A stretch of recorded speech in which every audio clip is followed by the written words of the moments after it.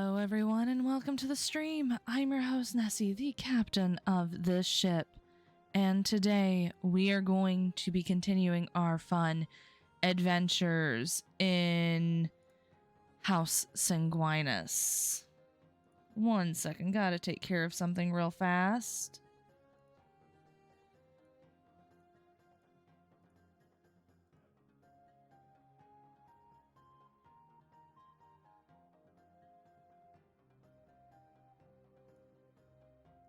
Got to...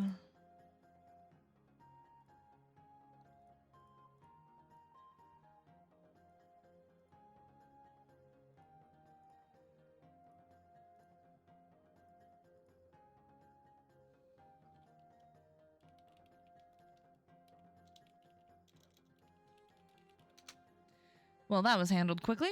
Anyways, I hope everyone is having a wonderful day. Here in the Nessie household, we are all sick. So I'm going to be doing potentially a lot of coughing and stuff along that nature. So yes, so just keep that in mind. I probably will be muting here and there, but the show must go on, right? So that's what they say? Yeah. Anyways, let me bring everyone in. Once we load over, of course, I have the wrong one on. But yeah. Let's unmute. The Baphomet. Permanent method. Yeet. Hello, y'all. That was a loud yeet. Hello, y'all. Welcome. Hi. Ah, Hi. woo! Merry Chrysler. Wait, is it Chrysler? No, it's not Christmas anymore, Pika. I mean, It's it's No, still but it is 2023. almost New Year's. It is almost Yeah. yours. yours. Yeah, New Year's is the New Year's time. The fun times. Booze? As we Booze. all like to talk about fun and bullshit and interesting shit, etc., etc., etc. Correct? Correct. Correct. Yes, you're not wrong. You're not wrong. You're not wrong. Anywho's, What was that? we are temporarily down a member. He is on his way. He unfortunately had another D&D session previous to this one that is going on a little bit long. So He'll arrive. We He'll won't- arrive on his TARDIS. yeah, he'll arrive on his TARDIS essentially. So does anyone or can anyone give me a recap of last time we had session? I know it's been a while. It was before Christmas even. Mm. Oh man. I can only give a recap of the part that I was involved in. I can How give about the somewhat. people who were involved should give their own recaps? I can of give their some own amount of a session? recap if no one else wants to. I went last time, so I feel it's unfair to go again. Hmm. Or I can. I vote. Please, I no, vote sorry, for Nessie, I we don't- voted- It's been so I vote for long. Nessie. I vote for Nessie. If Okay. Nessie goes, do we get inspiration? No. No. No. No. Of course Why not. would we get inspiration if Nessie does the recap? Yeah, why would you? And those planets score points. Anyways. So, last time you guys had session, you guys found yourselves finally at the castle. Now, finally, after this long, hard battle that you guys had in the extra dungeons of the magic school, you now allowed Caro to teleport you to this location, and you all kind of go separate ways for the Christmas season. Two of you decide, hey, let's go and interrogate the witch that you had found in the dungeons. You thought that she was a prisoner, but come to find out, no, she was not. You also got to see the starting or the blossoming of a certain relationship known as Swagwind. Shut up. Swagwazer. Swagwazer, yes, there we go. We saw that Jonathan was extremely done with the situation and exhausted after not only receiving a call from his own mentor, his old mentor, but just everything that had happened within the past 24 hours. Owen also being there with him. Chiara chose to sleep for the day, and Violet went home for the holidays. And now we land on Caro.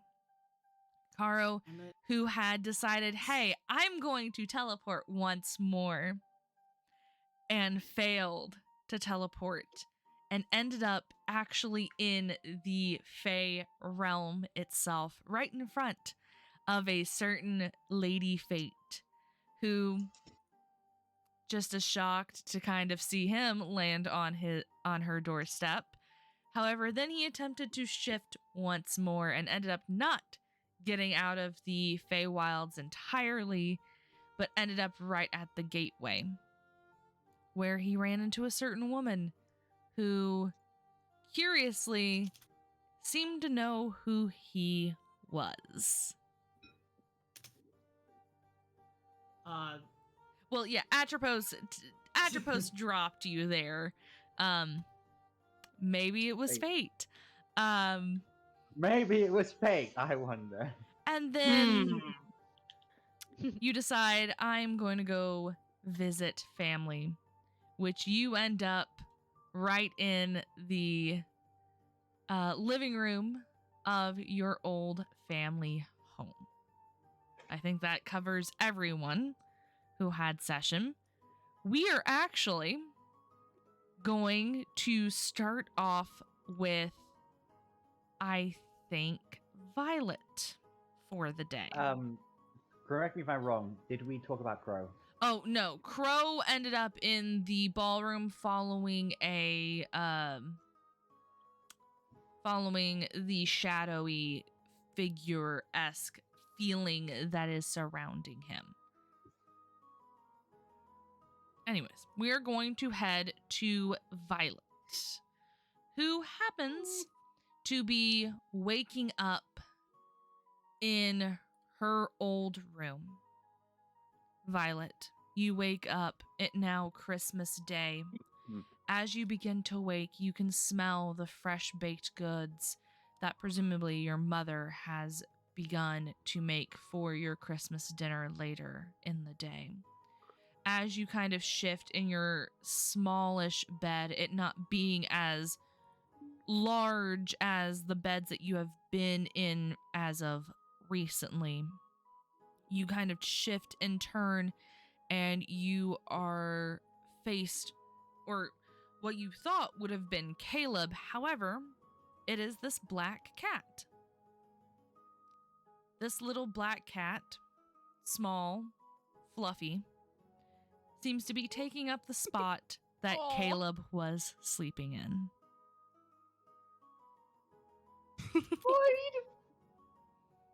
Okay, first of all, that's very cute, but also, did my family have a family cat? You can make a history check. Okay, I'll do that. My history is dog ass. Yes, I didn't pay attention in history class, so I don't actually know if my family has a pet. Is this what? The familiarization spell? That's a 3. 3. You don't quite remember a lot of your childhood. It was a bunch of a blur at times. You can't remember specifics if you had a cat or not. However, you see this fluffy little poof ball. Seems no more than a year old, maybe even less. A long black floofy tail. As you begin to stir, it kind of looks up at you with these giant goldish green eyes up at you, and kind of just tilts its head to the side and looks up and goes, meow. Yeah, would be no, weird can't if I help had gone myself. I'm hello. gonna. Yeah, nope, can't help myself. I'm gonna pet the cat. Okay.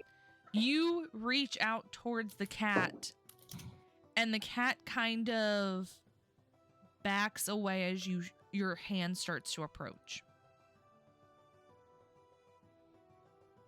I'll kind of turn my hand palm side up and just kind of offer it to the cat to let it sniff it, I guess.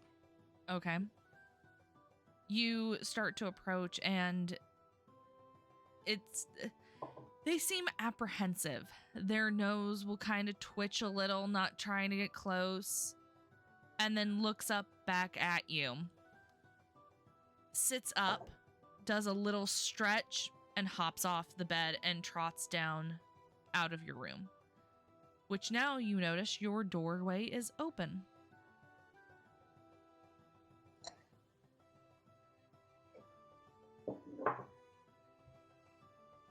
Pretty sure I closed that last session.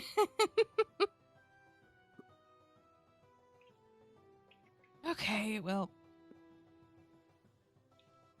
Fuck it. I will follow the cat. Okay. So you get out of bed, placing your feet kind of on the cold, hard ground, going around the outside of the bed and towards the door. When you peek outside, you don't see a cat.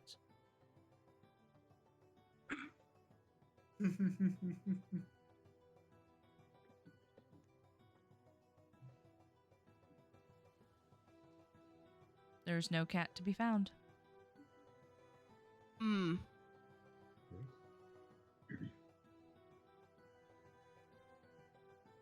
Well, it's gonna be kind of, suspicious of that, because there's no way a cat can move that fast, but at the same time, like, cats. Cats. Cats. So I guess she'll just continue down the hall. Okay. As you get closer to the bottom or to the top of the stairs, you can start to hear the clanking of various dishes being washed, as well as along with that, you start to hear like the stirring of things and the chopping of things all at once. If you remember, it was only your mother, Caleb, and your father there at the time.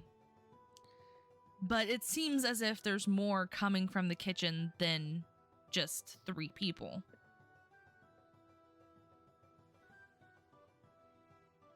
Do you decide to approach? Yep. Are you making any effort to stay quiet? I don't think I necessarily have a reason to be quiet. I mean, it's my family home. Okay. So you start to walk down the stairs slowly, just kind of following the noise, following the smells. It smells like fresh, you know, that smell of fresh baked bread, kind of the yeastiness that comes from like a fresh baked loaf that just come out of the oven. That seems to permeate the entire house, and that's what actually had ended up waking you up in the morning. So as you approach the kitchen, you look around, and you know that scene from Harry Potter where in the Weasley's home, there's like pots and pans washing themselves and knitting needles, like knitting itself. You come across that sort of image. Not surprised, honestly. However, your mother is not there, your father's not there, and neither is Caleb. That's strange. I guess I'll check the living room then. Okay. Make me an investigation check.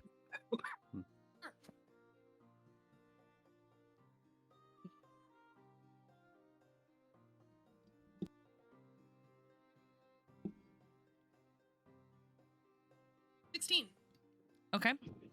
So as you start to look around, because you're trying to look for your family, right? Mm-hmm. You start looking around, you start going around different corners of the house. When you end up in the living room, they're not there either. And overall, as you start to listen to the house, you notice all you hear is the pots and pans banging and the clank of dishes. But no one seems to be talking.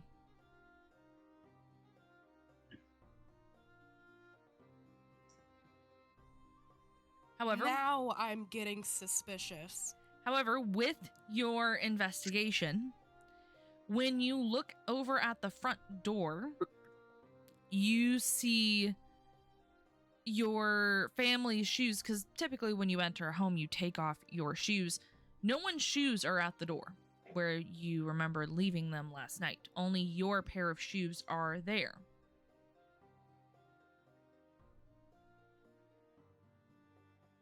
So they supposedly left the house. That could be assumed. Would they have a reason to leave the house on Christmas morning? You don't know.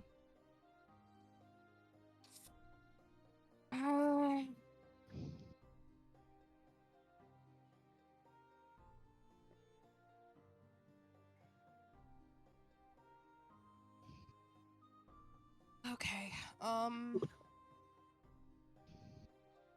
I think at this point Violet's starting to get a little bit antsy because nobody is in the house. Everybody's shoes are kind of gone, so maybe she'll go up to the front door and open it to see if they're standing on the porch.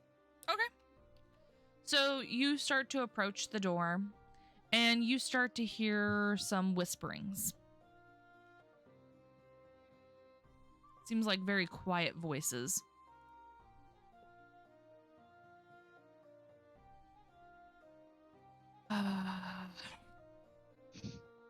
That's suspicious.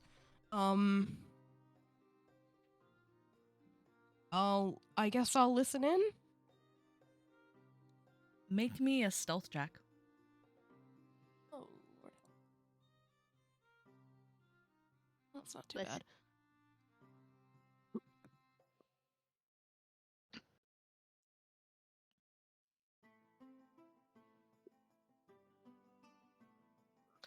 $24. Not bad. Ooh. So you go up to the Oof. door, trying not to make much noise as you go closer to it. You kind of put your head up against it and listen in, and you hear a long drag of a cigarette, and then the sound of the smoke being blown out of someone's mouth. Harrow? Your father then speaks up. So, Caleb, I hear you became a protector. You kind of hear the ground kind of shift. You can only presume is underneath Caleb, and he's like, and he responds, "Yes, sir, I did." And you just hear a grunt from your father. Your mother then responds back to him, "Oh, stop it. He is just a boy. You know this. No need to give him the scare tactics. He has essentially been raised by me. I trust Caleb wholeheartedly."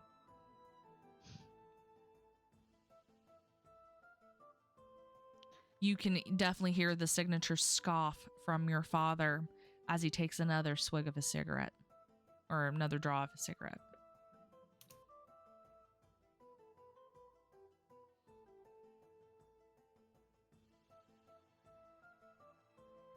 Do you choose to do anything? I'll just keep listening for now. Okay. Your father turns towards your mother. You can only hear the shuffle of his feet on kind of the porch area of the house. Minerva, I want my daughter to have the best, and I expect only the best. Do I make myself clear? You hear kind of a cough from the distance, a fair distance away from the door. Again, you can only presume it's Caleb. And Caleb responds with, "Yes, sir. Of course, sir. I will make sure to protect her and keep her safe."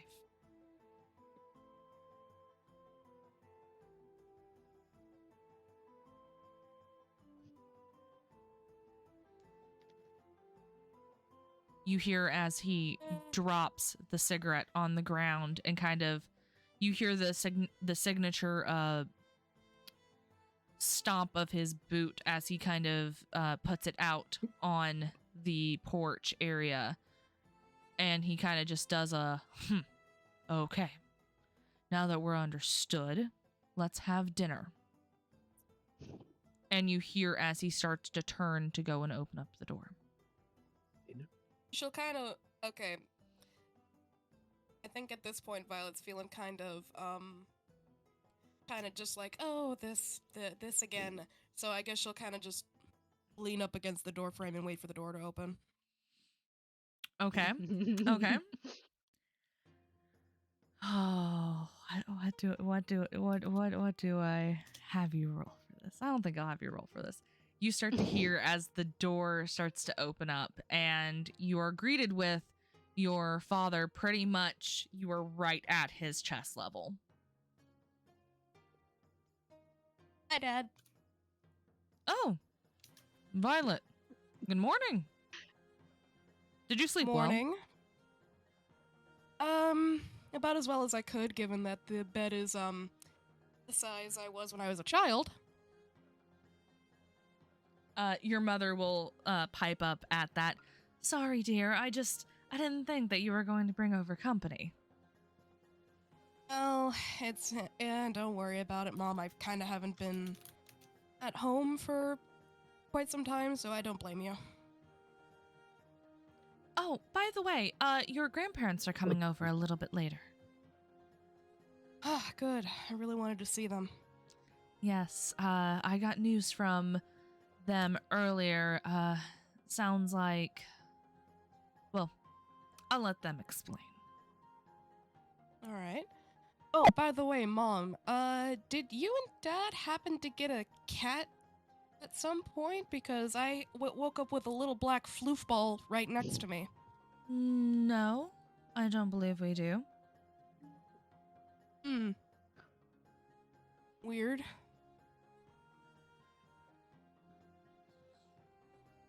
Could have been one of the strays getting in, for all I know. Maybe. Dylan? Violet, can we please come in? It's getting kind of chilly out here. Why were you out there? Violet will just back away from the door and let them in. Okay. You'll watch as your father steps into the house, kind of takes off his boots slowly, kind of leaning, and he'll go in and into the living room and sit on one of the larger couches. Your mother, of course, will follow him and take off her shoes. However, you'll watch as Caleb slowly approaches sheepishly with his head down. You can kind of see he's kind of chewing on his cheek. As Violet's he gonna smirk and kind of snort. and then he's gonna look at you and roll his eyes. Shut up. Hey, it's not my fault you're scared of my dad. He's big. He's scary. And he has a gun that could easily shoot me. It's about to say. My dad did the same Okay. thing a long ass time ago. In real life, sorry. He's also big, She'll scary, and kinda- has a gun. she'll kinda just- Later.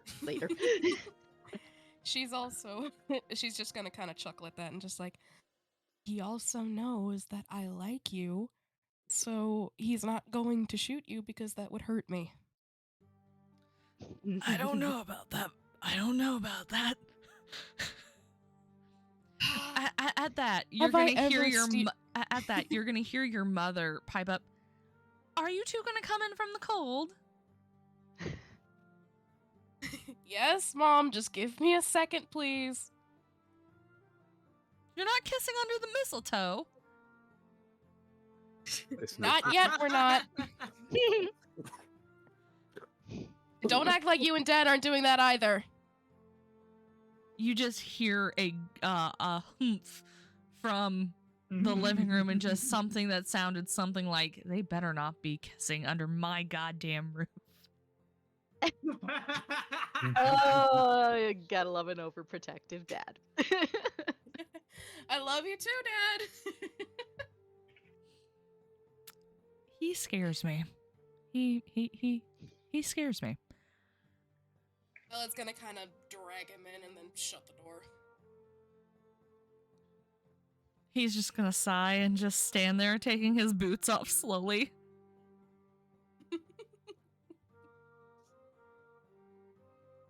Hey, you're gonna have to get some courage. Parents are coming. You're gonna have to speak up just a little bit louder, Luka. Well, you're going to have to get some courage, Caleb, because my grandparents are also coming over. That's a whole other problem. Oh, speaking of courage, actually. Hey, Dad! And she's gonna walk into the living room. Okay. As you walk in, you just see him sitting on the couch where he usually is.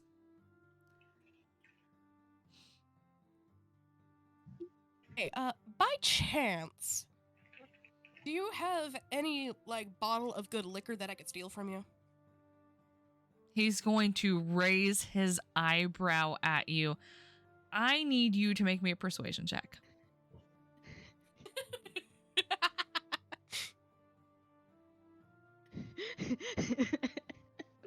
That look, JH.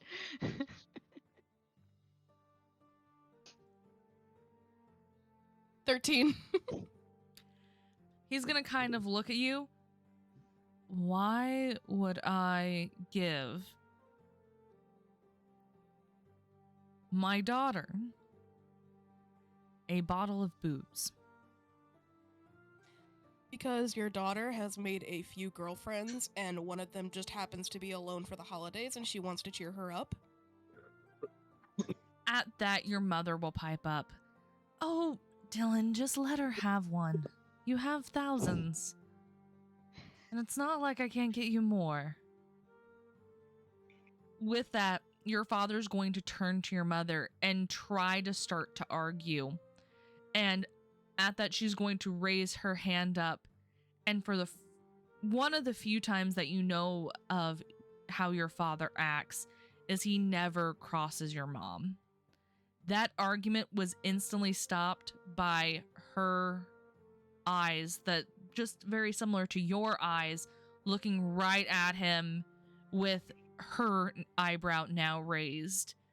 And you just watch as he kind of crosses his arms, then just sighs and stands up slowly and walks past the both of you up the stairs and only what you can assume is their room. Thanks, Mom. Love you. No problem, dear. Sometimes your father gets too much into his head and thinks that you're not growing up. Hey, I can't exactly blame him. I mean, how old was I when he last saw me? 13. Yep. It's been quite a while. I think sometimes he thinks that you are still that small little girl. I wouldn't be surprised if he did. Come join us. Come sit down. With that, she'll clap her hands and you watch as these floating plates start to bring all sorts of various sweet treats and charcuterie boards and all just sorts of little glasses of fresh cider that's piping hot, and it sits down kind of on the table in front of you. I will sit down. Caleb will move closer to you and sit down next to you.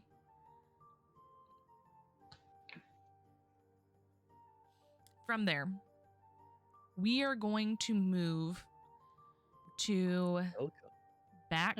Oh, hello, Zeta. Zeta, Hello, you Zeta. can unmute.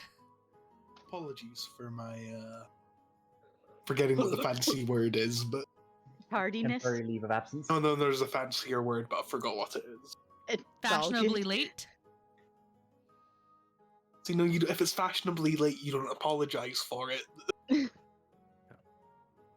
It's all Point is, good. I am here now, and I apologize for my lateness. It is perfectly It's not late. He okay. arrives precisely when he intends to. Exactly. Yes.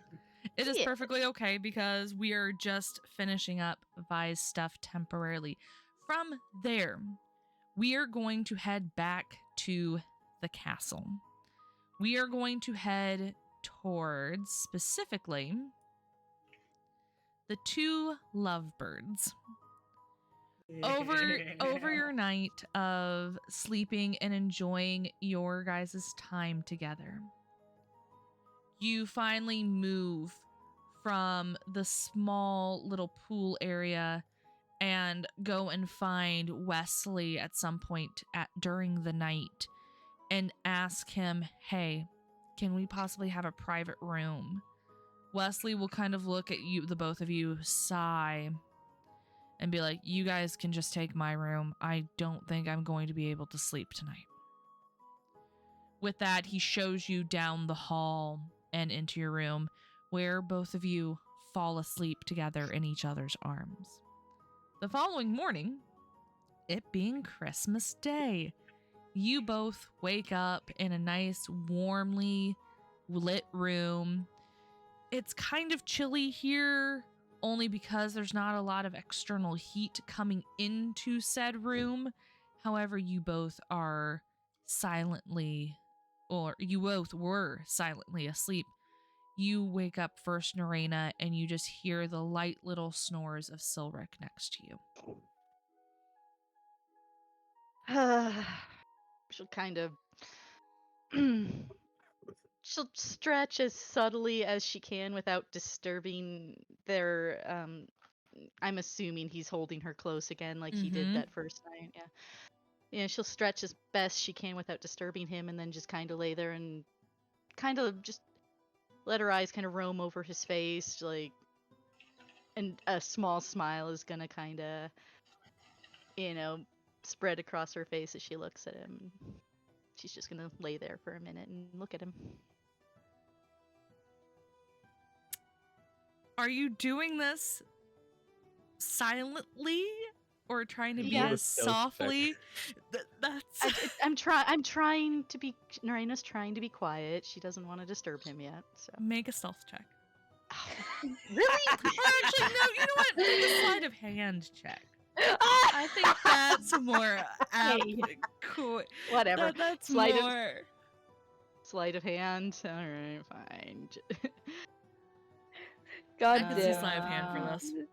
Sleight of hand. This is I mean, going- anything to do with the hands. That's a 7. Nothing. The shifting of the bed, you kind of try to get into a better position. You are, for way too long, looking at Silric's face when he kind of, without necessarily moving too much, responds back to you. You might as well take a picture, it'd last you longer. You are an ass. You're welcome. But you're lucky you're cute. He'll snort at that and kind of stretch. Good morning. And then she'll kind of blush and just be like, "Good morning. I'm sorry. You're blushing. I'm It suits you. yeah. Shut up. I'm kind of waiting to see if I wake up from this dream. Do you need a pinch? I hear that helps. You keep your hand somewhere safe, but yes.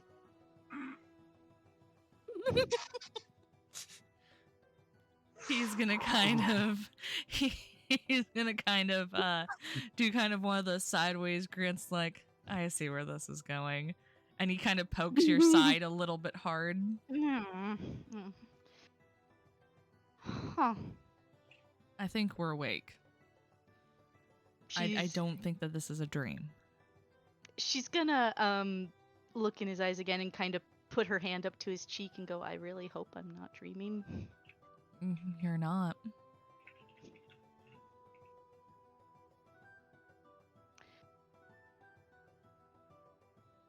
almost too good to be true, but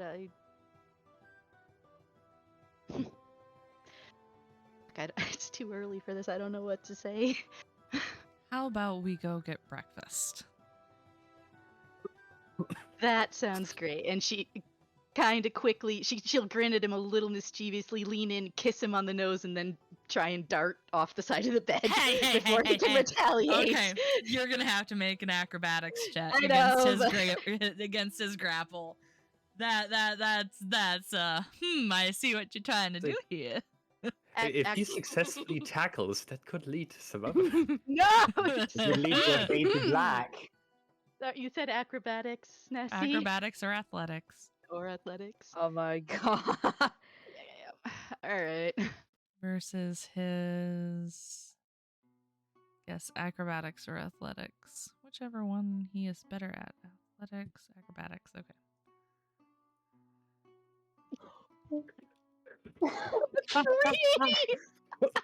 And what does Sorcerer get? Need to grapple. Neraina just falls on her face. Yeah, that's a 24 against that. So, fade to black, anyone?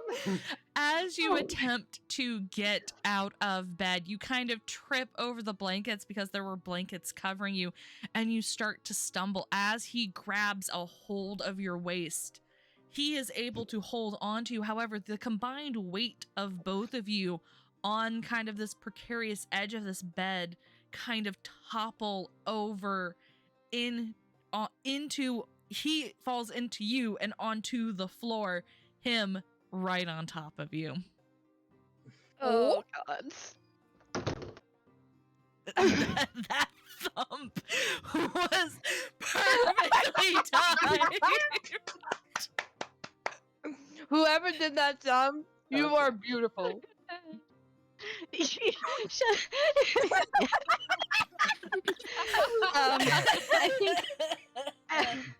think God damn it. But to be fair, of all the times to roll poorly, I think On the moment. It's like an anime scene where you literally comment on someone by accident, except this is on the bed. I think Neraina says, "Ow, ow." You Yeah, that okay? one's She's gonna look up at him, kind of let her eyes roam to their position and look back up and say, "Yeah, I think." He is not wearing a shirt.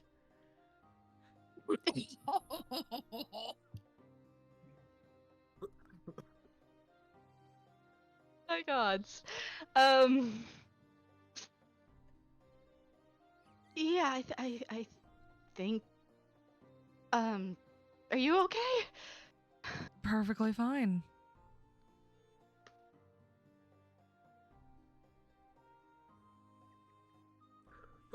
I probably should have known better than to try to do that. Do you? I attempted to catch us.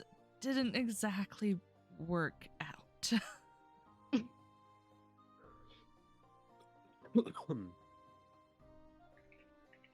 But now that we're here and I have you here.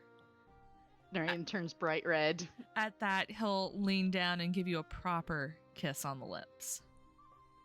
She'll kiss him back.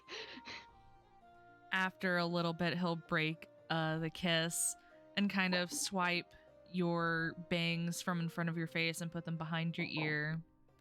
And slowly lean back enough so that he can kind of not only lift himself up from this kind of tight corner that you guys have found yourself in between the bed, but able to also lift you up into kind of a more sitting position. He kind of looks you over. Are you okay? Yeah, I'm fine. No bruises? You didn't hit your head? Cannot comment on the bruises yet, but no, I didn't hit my head. Bruises from something else? No, there was none of that. Come on now. You sure? Yes, actually. There was no fade to black for them. He'll look at you. It's like, okay, good. And he'll kind of stand up and hold his hand out for you to take. He'll take it and let him help her up. Let's... And before he can let go, she's gonna wrap her other arm around his back and kind of cuddle into him and go, "Just promise me something." Anything. Don't go anywhere. I promise not to.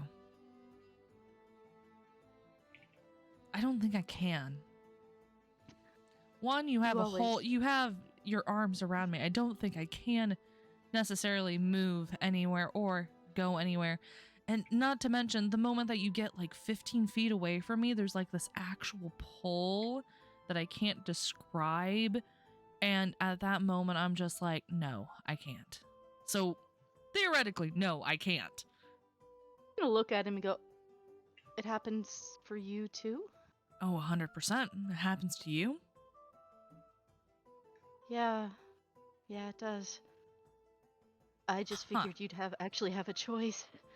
I don't think I do. Not that I would want to make any other choice. I'm never gonna get... I don't... She stutters to a halt and just... You have no idea how nice it is to hear that. Now don't go crying on me, okay? No promises! It's Christmas. You're not allowed to do this. We still have to go get Christmas presents for each other. Yeah, we absolutely should. Merry Christmas! Merry Christmas, Neraina. She's gonna let him go and kind of turn and just be like, "Oh shit." He'll just come up behind you and wrap his arms around you and put his head right in the crook of your neck. You know, this isn't bad either. No? Really nice. And with that, he'll kind of tickle your sides. No tickles! And she'll accidentally jab him in the ribs as she squirms. Make an attack. Yeah. So it's your strength modifier. Okay. So, well, this is not going to end well for Neraina. Should just keep his... Yeah, no. So you kind of go to jab him and he kind of grabs a hold of your elbow and then kind of just wraps your arms around yourself while wrapping his arms around it, just holding you there. Did you just try to jab me in the ribs? When I, have still broken ribs? Oh, the heartache, the horror, the pain, the suffering I am going to inflict upon you. And he just starts kissing down the side of your ear. There is... Hey, yo. Oh god, definitely a startled squeak from Neraina when he starts doing that, and more squirming, like, what are you... No. Oh. So that's what that's like. No loud being sad. Okay? That's a promise you have to make me. She'll take a deep breath, kind of relax into his embrace and go, "I promise. But if you get me something really nice, I'm probably going to break that promise." That's not sadness, that's happiness. Those are happy tears. Yeah. That's... No I forget sad. you can do that. No sad. No Okay. sad. I have you. You have me, and I... You have to deal with my I'm stupid just happy ass. you're here. Yes, I do, but I happen to really like your stupid ass. And you have to deal with my crazy, so... I'm okay with this. Let's go get dressed. Yes. And with that, you both will get dressed. He just kind of throws on whatever clothes he had on the night before, kind of looks down at himself. I think I'm definitely going to have to go back to my room here and make sure that I get new clothes. And or buy some. I could probably do with a change eventually myself, but I don't know when we're going. I don't even know where half my stuff is anymore, come to think of it. Maybe Lysa will know. Maybe. Anyways, shall we? And he kind of holds his hand out to you. Neraina's gonna kind of smile to herself a bit and then take his hand and... Okay. He will lead you out the door. As you go out this door, I need you to make me a perception check. I have... Oh, perception. I have not been looking at the thing at all, so I have no idea what exactly I'll be seeing, but I'll fix that in just a second after I make this roll.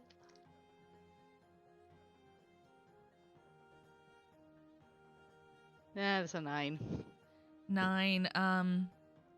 You hear whisperings from the door that you kind of pass, but you do not recognize the voices. As you head down the hallway, though, you notice that there is an open door. You hear the voice of 4 people, 3 male voices and a female voice. They seem to be discussing something. I need you to make me another perception check. Okay.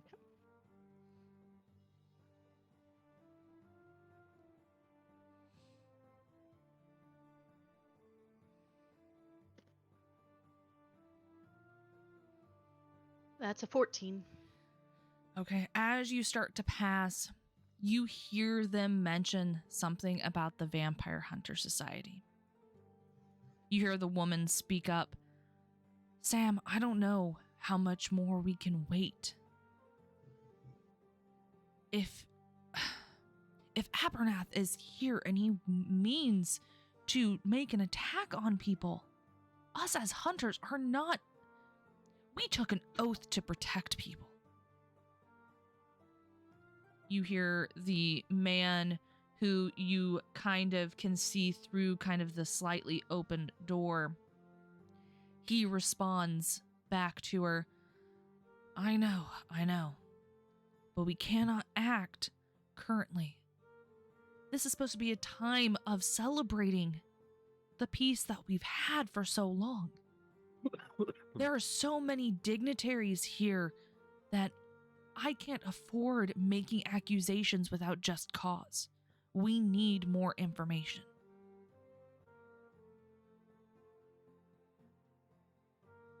Do you choose to do anything? She's gonna cautiously look back at Ash and kind of raise her eyebrows, like... At that, you notice when you turn towards Ash, he's kind of looked towards the door and puts his finger up to his lips. Neraina will nod silently and just hold still and continue listening. He kind of then points towards the wall next to the door. She'll nod at him. I need you to make 2 stealth checks, one for him and one for her, if you want to continue listening. Let me get his up as well. Sorry, what was the check again? Stealth. Stealth. His is a +4. Yes. Oh, shit. Alright, first one is going to be for Neraina. Oh, 16. Not bad. And his was +4. His is a 15. Not bad. So the both of you kind of shuffle up against the wall, listening in on this conversation. You then hear another voice from the room further in, but still kind of towards what you can assume is kind of the center, as his voice kind of hits the walls a different way. I know. that we want to act, Ness. But even me being here is a question on whether or not this is the right decision for us. Ness, I am half vampire. If they know about any sort of our past, my past,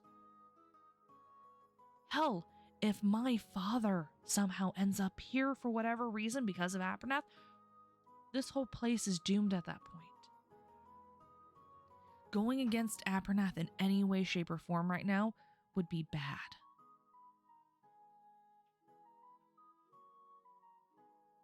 The woman just kind of sighs, and you can kind of hear the creaking of her chair as she leans back into it.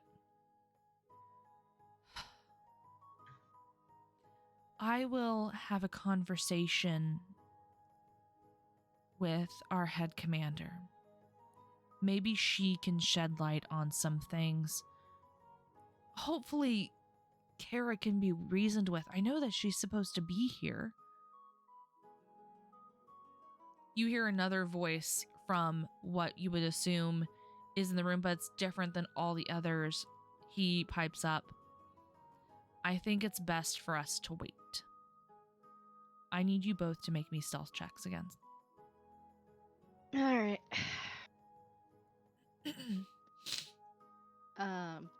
First one's Neraina. Nope. That's a 7.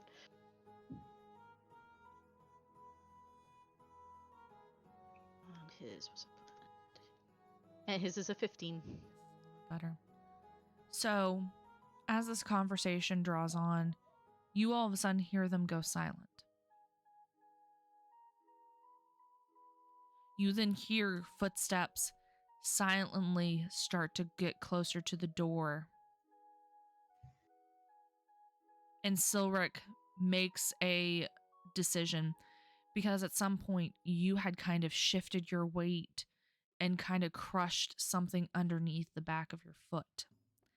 Silric grabs a hold of you and kind of pushes you back a little and into the room next door to the people, right as you hear footsteps start to approach the door, and then you hear the door close.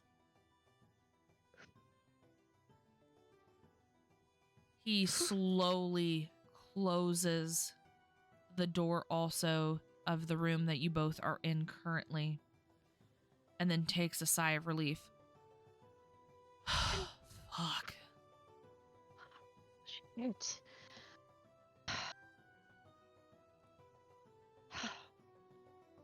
Well, it's a good thing you know this place better than I do. In a hushed voice, because they're like right next door.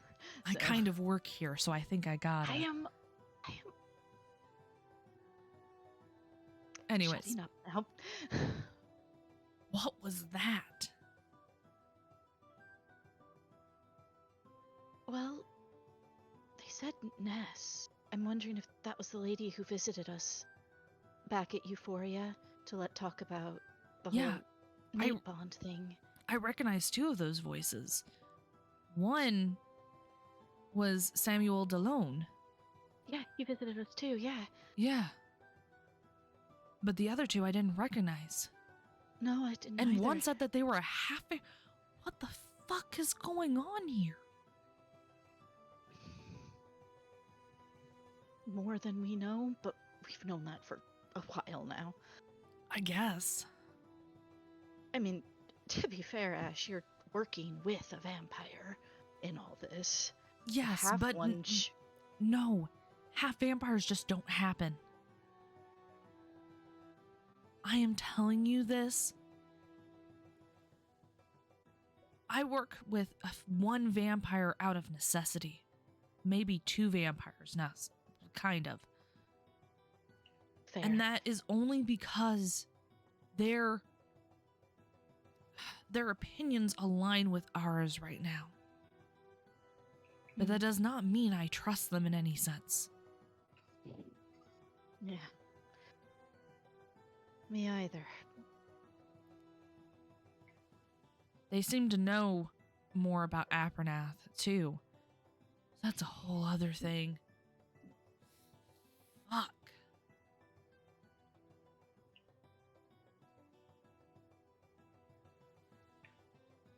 Let's get back to the group.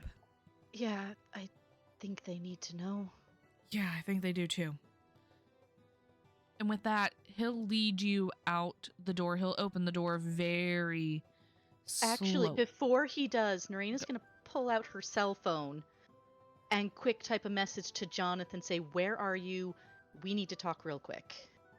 And then she'll make sure it's on silent before she lets Ash lead her out the door.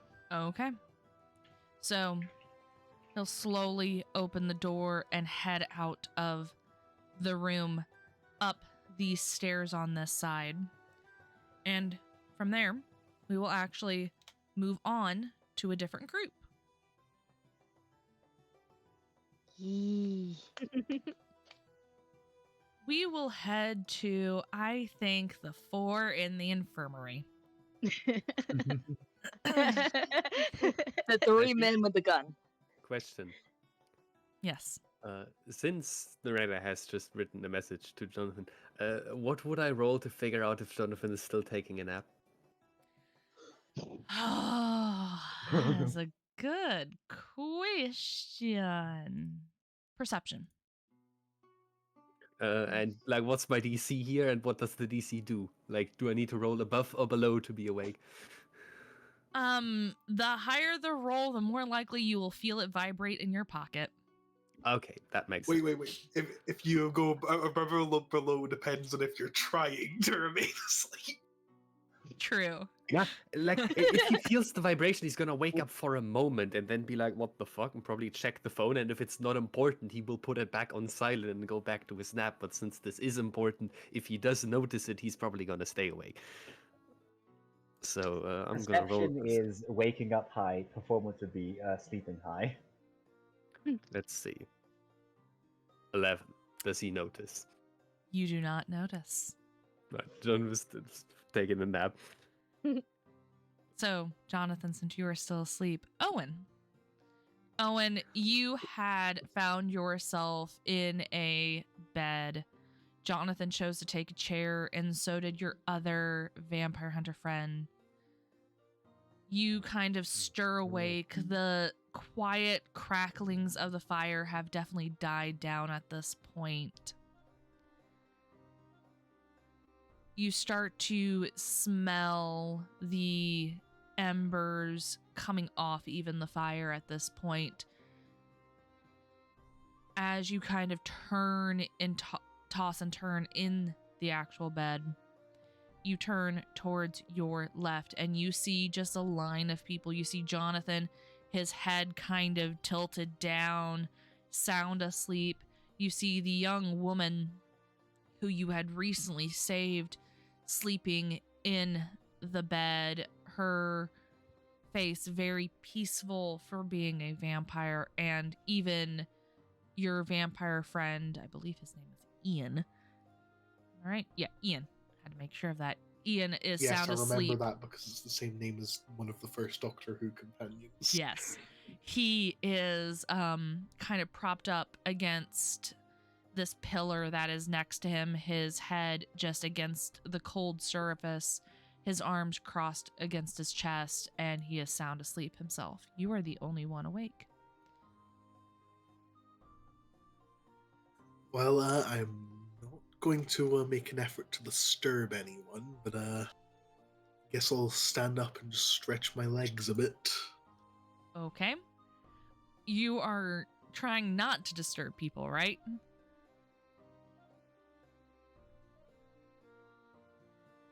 Stealth check it. Yes.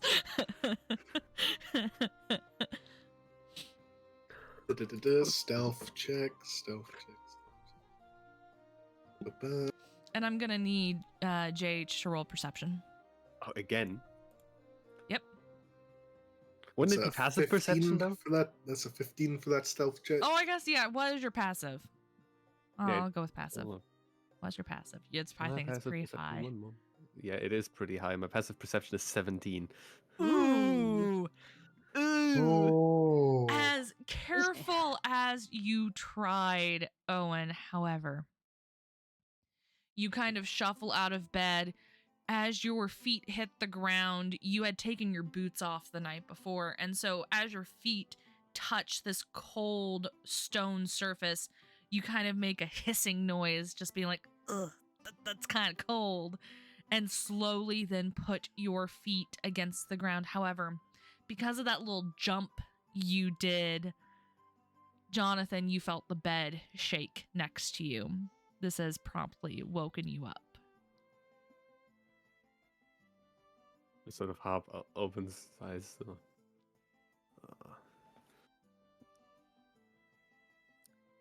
Does Owen even notice that Jonathan woke up? What is your passive? 14. Do I roll stealth now? Actually, Owen, roll me perception. I'll go that. That's a little bit better.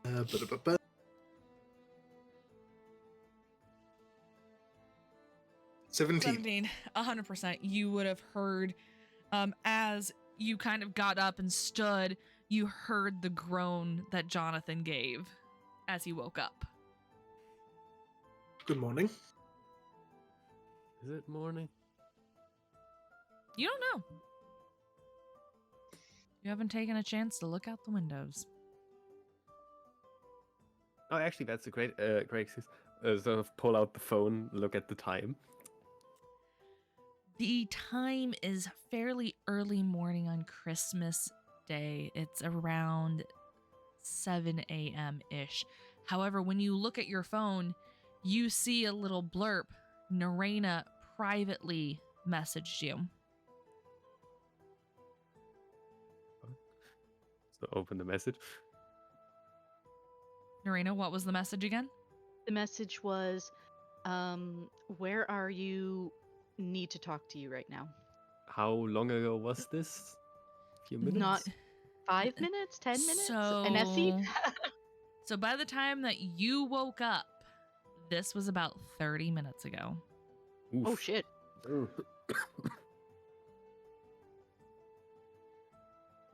Jonathan's still tired, so he's going to respond with infirmary.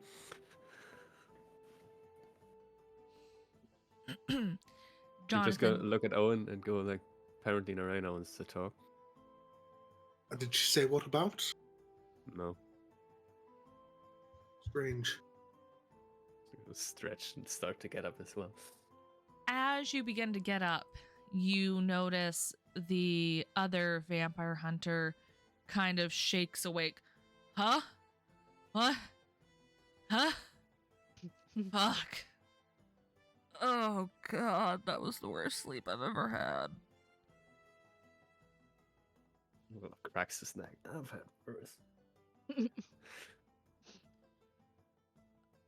Maybe back in like my early hunter days, but not particularly recently have I had that bad of a day.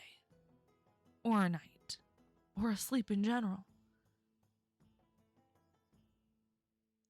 Because of how startled Ian had been, you start to hear the slight, almost like, I want to call them whimpers from the woman in the bed as she begins to wake up.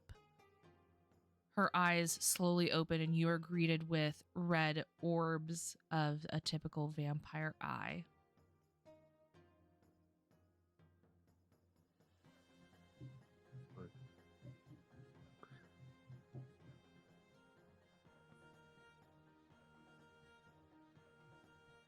Do you guys choose to do anything? Is there a reason we should? Up to you.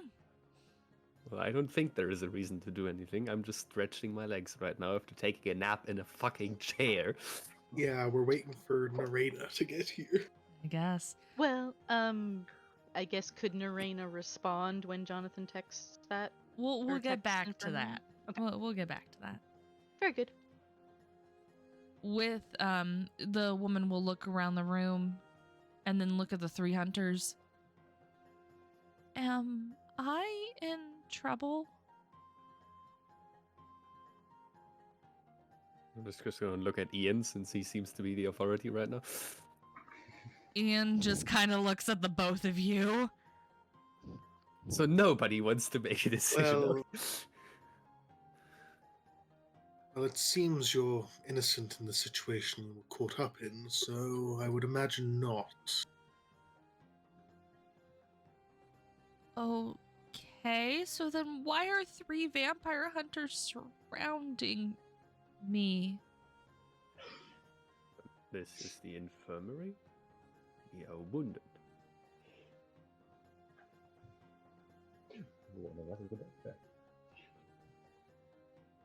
I don't remember a lot of what has happened the last few days.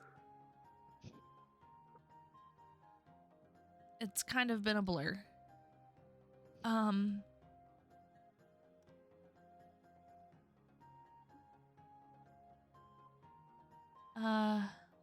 Well. This is awkward. This It is a little bit, yes. Yeah.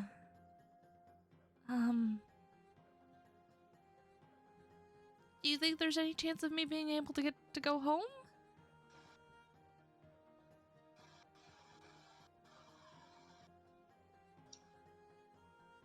Gonna look towards the commanding officer. Ian will sigh. Hopefully we can get everything situated to where, yes, we can take you back home, wherever that is.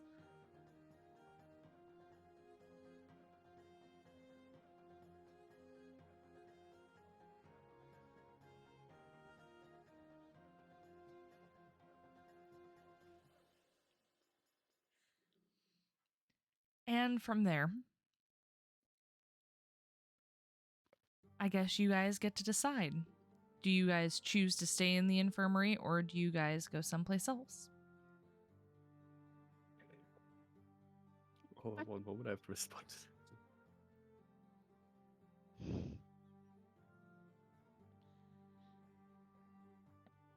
Get fucking called out.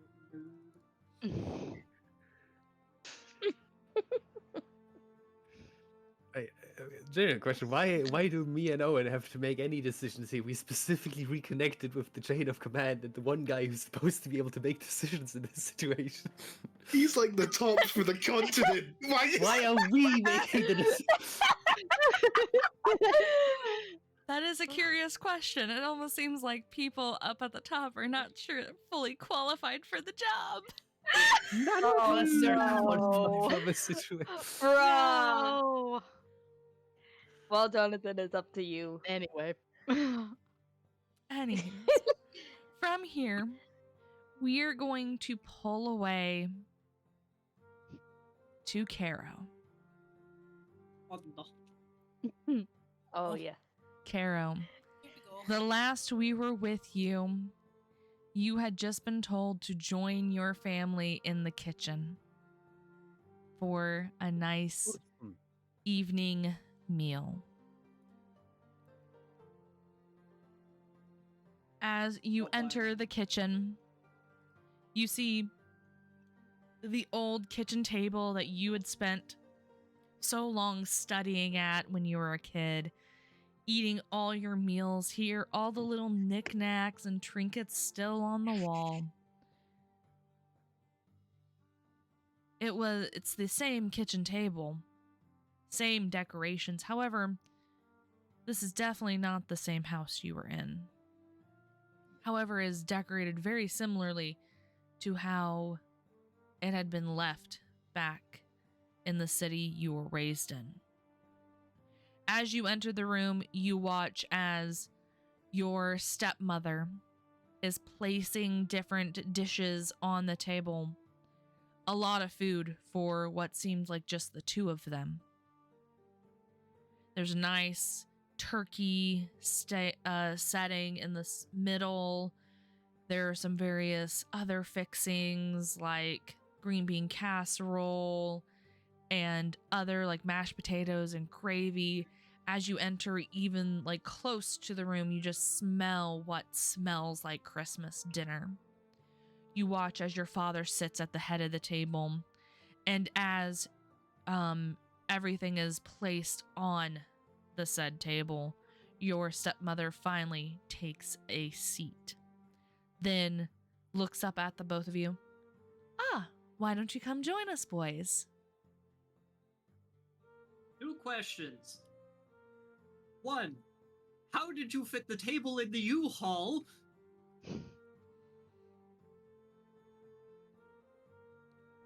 And 2, are we the only... Were you expecting others? Why is there so much food? I just wanted to make a nice dinner for your father. I didn't know that was a bad thing. You could feed 6 people! Well, thankfully you both are here. Okay. Carl will sit down.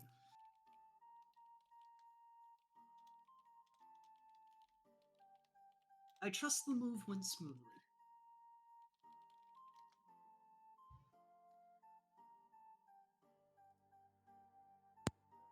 Yes, everything went well.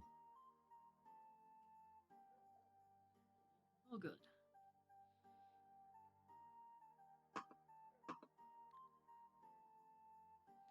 Caro, can you please pass me the potatoes? Sure. Pass her the potatoes. She'll divvy up a little onto her plate and then divvy up a larger portion onto your father's plate and then pass it across to your friend who is sitting across from her.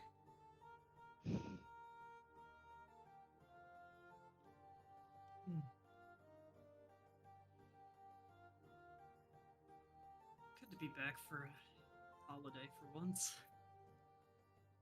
It's good to have Your microphone did You're a gonna have fucky to say wucky. that again.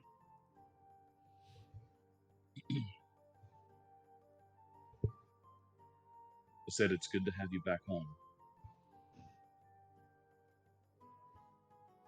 Hi. Unfortunately, I can't stay for too long, but life is life. Oh, why can't you stay for longer? Your father and I would love to have you over for longer. Well, I've got some research to do up in Iceland. Oh, that's right. You're still doing your studying. How is that going? Oh, it's going really well. I'm learning more every site I visit. I have some friends Fortunately- up there. Oh?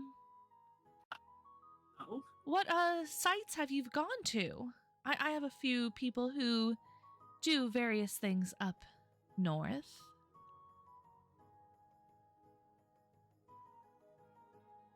My character would know this. I do not. You can name off some random things you wanted. Investigating the ruins near some volcanoes. Instant name here. Huh? I don't know the name of the volcano up there, but insert volcano name here.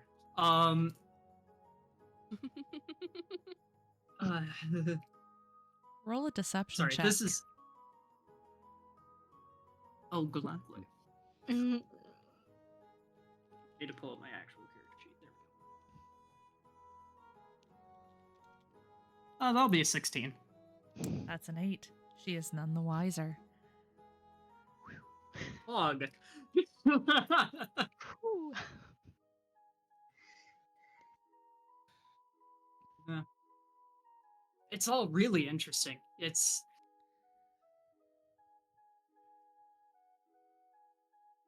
history is just fascinating. I would love to hear more about it, Carol. We don't very often get to have you over. I want to hear of your stories. Unfortunately, there's not much I am at liberty to tell. It's all gonna go in the report, and you'll have that once it goes public. I see. Oh, come on, Caro. You're home for Christmas. You could entertain your stepmother with a story or two and be that bad. We won't tell anybody. Unfortunately, Operation Security says otherwise. You wouldn't even tell a story for your old man? Just one story? I can't do that. You never know who might be listening through, devices. They're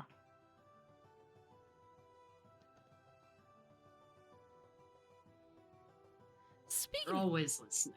Speaking of weird things, and maybe this is the side of it, we've been having some weird things happen here and there. I could have sworn I was being followed one day. Curious. Any rough characteristics? Anything, any descriptors? What gave you that feeling? They had a hood on. That doesn't help at all. And dear, you remember me telling you they had some tattoos on their arms. I didn't recognize them. I did remember you telling me that. It wasn't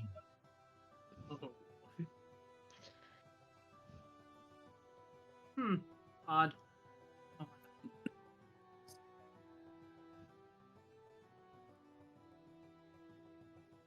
Tattoos?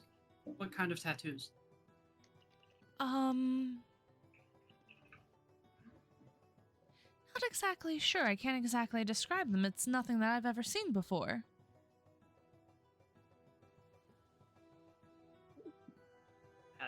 Caro has no reason to doubt that. You can make an insight check. When was this? I feel like this would make more sense to roll off my passive insight of 11. She seems like she's telling the truth. That tracks. How recently was this?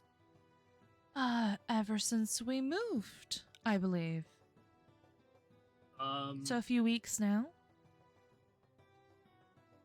And is this a daily occurrence? Off and on, I would say. It's typically when I go out of the house to go shopping. That's when I notice it mostly. Have you been keeping to the same paths? There's only or have you one. Been switching it up? I haven't necessarily switched it up. There's only one in and one out into this area. Going at the same time of day each time? No. It all depends on when I get done with my other classes. I have Pilates in the morning. I have yoga later on in the afternoon. God, she sounds more and more like my stepmother. And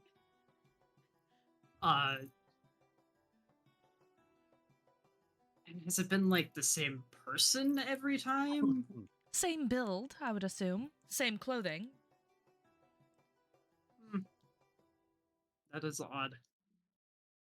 Have you by chance looked at your friend Hondar at any point during this? Not really. Okay. Odd.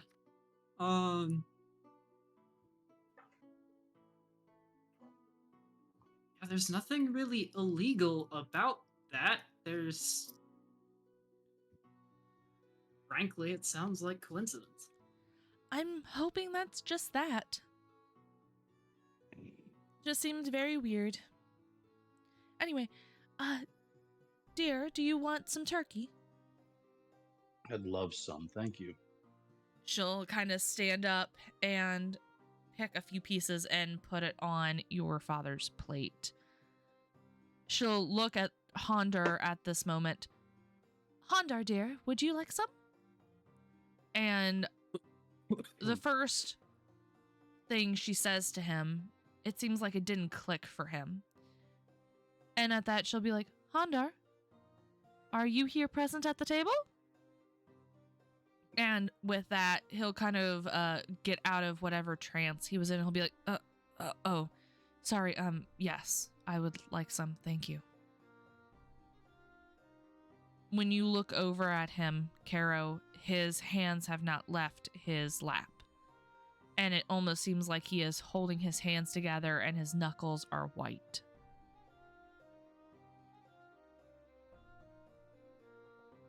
Noted internally for future discussion.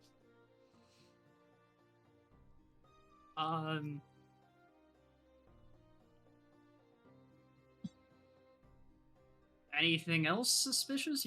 It sounded like you said there were a couple of things going on. Oh, I've noticed some random things missing in the house. Like what? Various odd trinkets and things. Dear, you remember, we were putting up some of Caro's old, paintings that he did when he was in high school. Right. Some of those things went missing, and I thought maybe I left them in the move, but I was pretty sure I packed them. Yeah, I remember some of those missing too.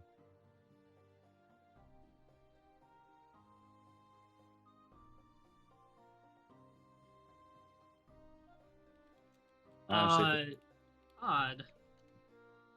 Specifically my stuff? Yes, specifically your stuff. Huh.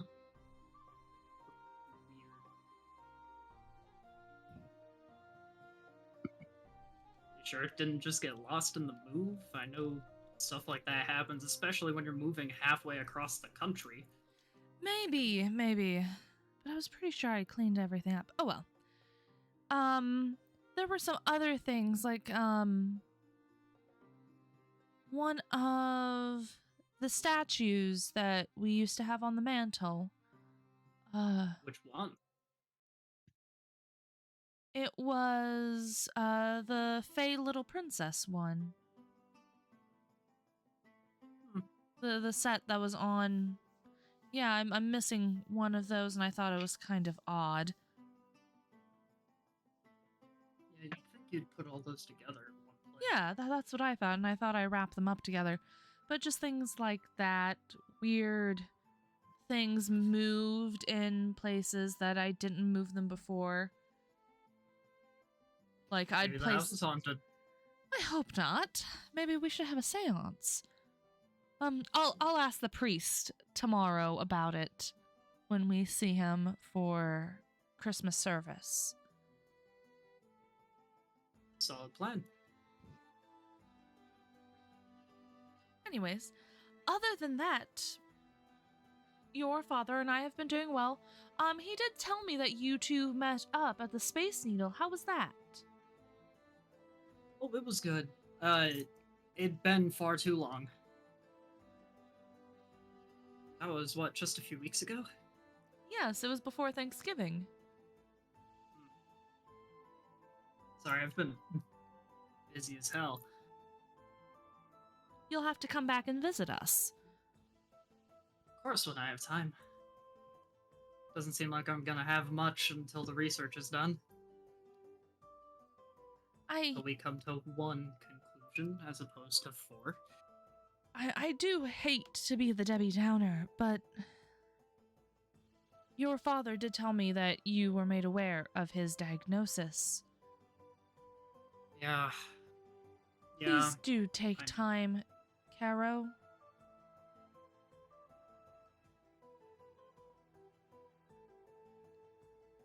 I will when well, if I could get onto this half of the world more consistently.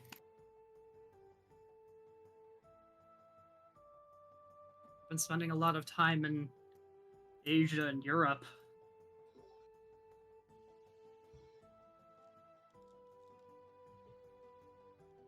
Well, let's not have any more Debbie Downer talks. let's all enjoy this meal and have a good time. Agreed? Aye. I think that's a fine idea. Wonderful. Wonderful, wonderful. And with that, she'll start taking like small little bites of her food.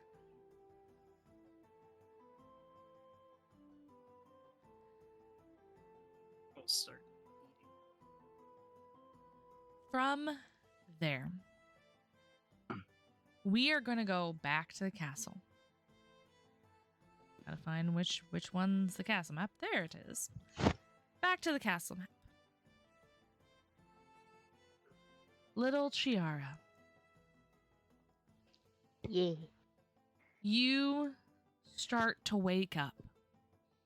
You don't know at what point you were thrown back into the bed that you were next to. But you slowly wake up to the soft sounds of light sleeping across the room.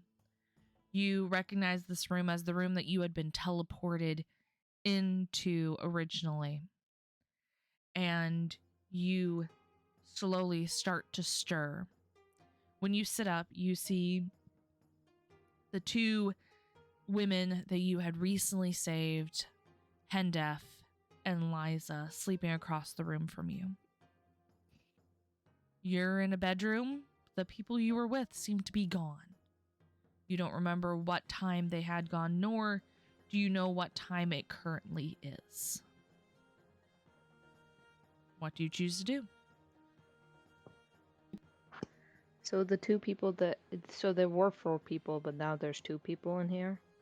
Yes. Does she recall who were the 2 people in here with her? You would. You could tell, like, Chiara kind of is, like, holding her head a little bit, like, taking a moment before getting off the bed. She might... the other 2 are asleep still, right? Correct.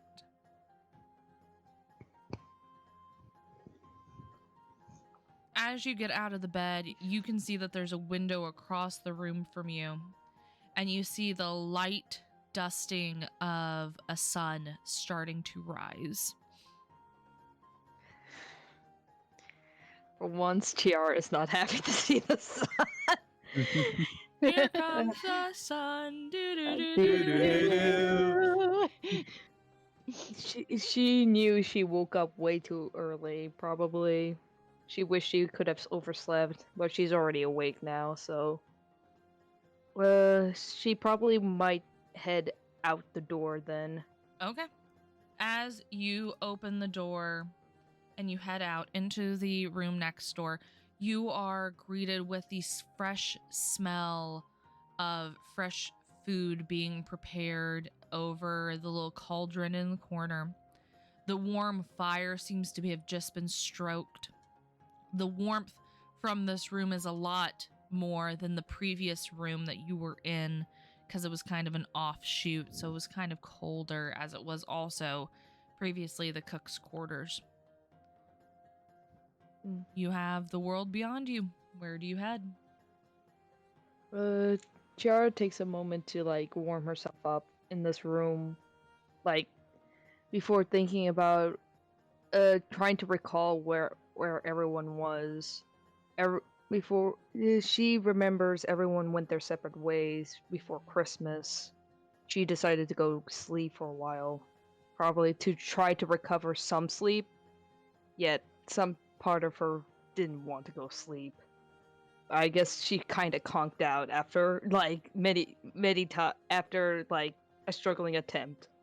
So now she's awake and she's going to head over, probably to see if there's anyone else in the castle other than her and the 2 people here. Okay. Maybe try to see if there's the others around. Okay. So you open up the next door and you are greeted with a hallway. As you enter through the hallway and you get closer to the main room here, you hear light talking in this central area. 3 people in particular are talking with each other. You recognize from where you are sitting the back of Vi Caro's friend. The redheaded woman, you never really got her name. However, you knew that she was a captive that you had saved. And directly diagonal from you, you see Wesley sitting, sipping on something of a dark liquid, but you can't tell from where you are standing. Chiara's gonna probably head over to the table. Okay, as you start to approach the table, you hear them talking. Vi is trying not to choke on whatever she was eating. And you see Wesley for the first time and seems like forever, a smile across his face. As he kind of just shakes his head and he'll look up at you. Ah, Chiara, you're finally awake. Thought you'd never wake up. Holy shit, you can smile. Of course I can smile. All I ever see is like you having a crouching face every time we ever meet. It's not At my least in the fault. What do you mean it's not our fault either? It's just by coincidence. Sometimes it is. Okay, I won't deny that. She's just gonna go over and just take a seat right here. He'll pour you whatever liquid is out of the pot in front of you and hand you over a cup. It's good. Just drink it. It's nice and warm. She's going to immediately chug it down. I need you to make me a con save. Oh no! Oh fuck! I'm getting myself into shit, but you know what? I'm fine with it. Hold on, I need to get my chart out. Why did you chug it? Why did you? You know what? Go ahead. Con save for me, please. Con save. Where's my roll? Okay, there it is. Well, the thing is, Chiara's not thinking. Thank fuck. Okay. I think that's enough. As you take a giant drink of this entire glass, finishing it, Wesley just kind of goes, What? It's malt wine. It's literally alcohol.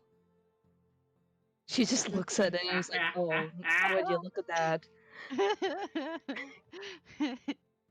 Before just giving a kind of smug face of like, huh, never noticed. Dude.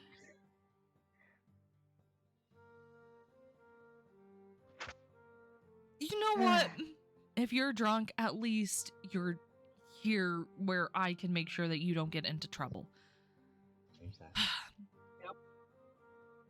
Good plan. Anyways, I was telling Vi of my travels across the Feywilds when you were very young, Chiara, and I don't think at that point you had met Rai yet, even. Immediately, Chiara's gonna go kind of silent on that.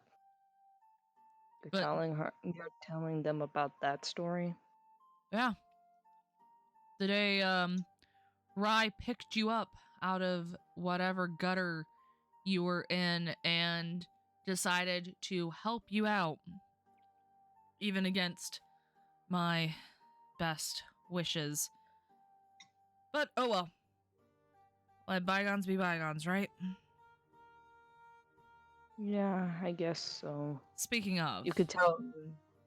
1 second, Chiara. He'll go into his bag that's next to him and hand you over a letter.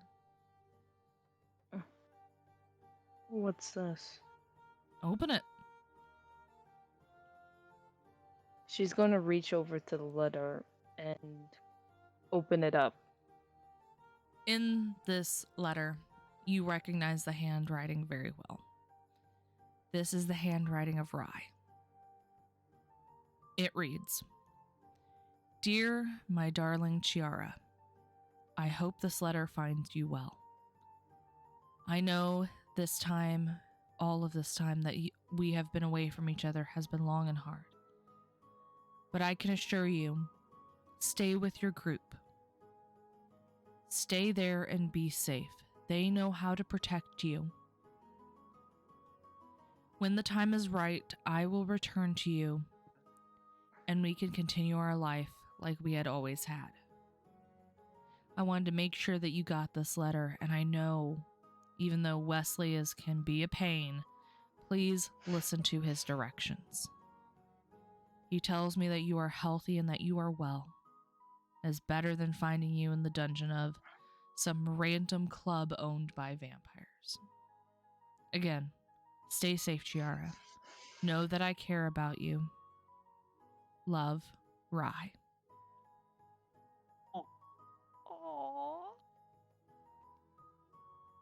You And could at tell, the bottom it says P.S. Merry Christmas. And there's a present with this.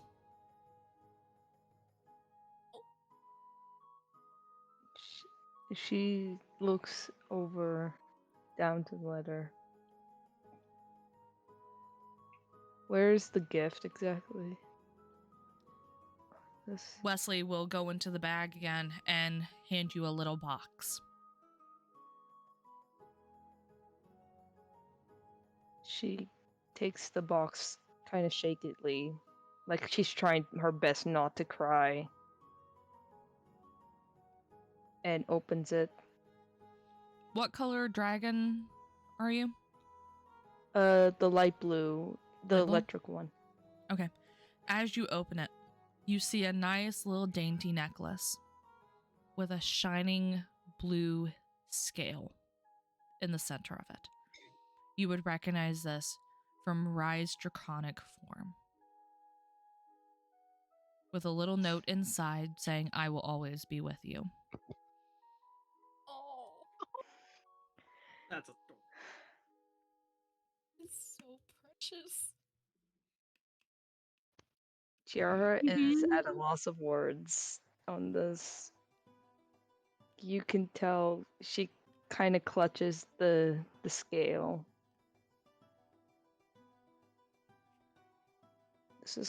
It's hard right now. You know that, right? I know. I spent my entire life always believing that somewhere, somehow, I was not wanted. And the one person who gave me that chance to say I am needed in this world is the one person who's not right now here. Who gave me the chance. I wish I could do something. I could do something.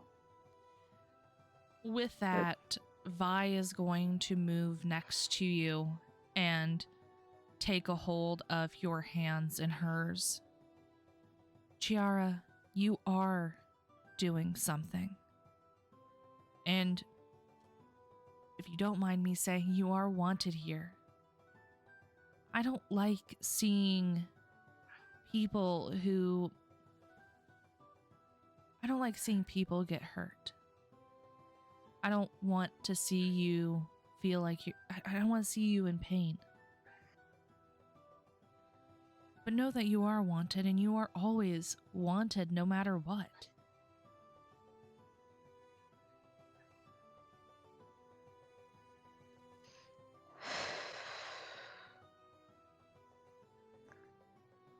Thank you. You're welcome. It's just right now it was hard. After what happened in Club Euphoria and me having that scary dream, I was kind of at an unbalanced mindset at that very moment of if he was going to be alright. I didn't want to doubt him. Like, it's Rai. You have known him to be the most amazing person in my life. I wanted to be like him. But I feel like every time I try getting any closer, I feel like I'm nowhere near to his level. And I feel like one day something bad's going to happen. I'm not gonna be able to save him. I'm won't be able to get anywhere close to saving him. Is it bad that I have that mindset? Chiara, if you don't mind me saying, and this is Wesley talking to you, at this moment, you're a very, very young sorceress. You don't have a lot of experience, and that's okay. It's going to take time for you to gain your power. It's going to take training. It's going to take time and effort. And I know right now might be scary, but you have people around you who are very adept mages. Vi here is the top of her class. You have Caro, who, as much as Vi has told me that he's a knucklehead, apparently is a very adept mage himself. I can assume so if he was able to escape death many times, from what I heard. From what I understand too, yes. Learn from that. Take from the experiences of people around you, people who care about you. You can, see Chiara kind of, close up a little bit. I haven't really told them about how I've been feeling. I already seen their experiences and their struggles, so I never really told them about mine. Vi is gonna kind of squeeze your hands. You need to have a conversation with them and tell them. I just don't want them treating me any different, kind of thing. I can tell you they won't. I'm not. Of course you're not, and I appreciate that, really. I just want to stick, kind of want for them to be also happy, just to forget the worries in their heads. That's why I usually act as though childish as I should be, although sometimes it's not as an act in most cases. But it brings smiles, at least, to sometimes act a little bit childish. And it's fun, in some cases. Then play on that, Chiara. You're a goofy person, and that's okay. Being goofy sometimes is needed.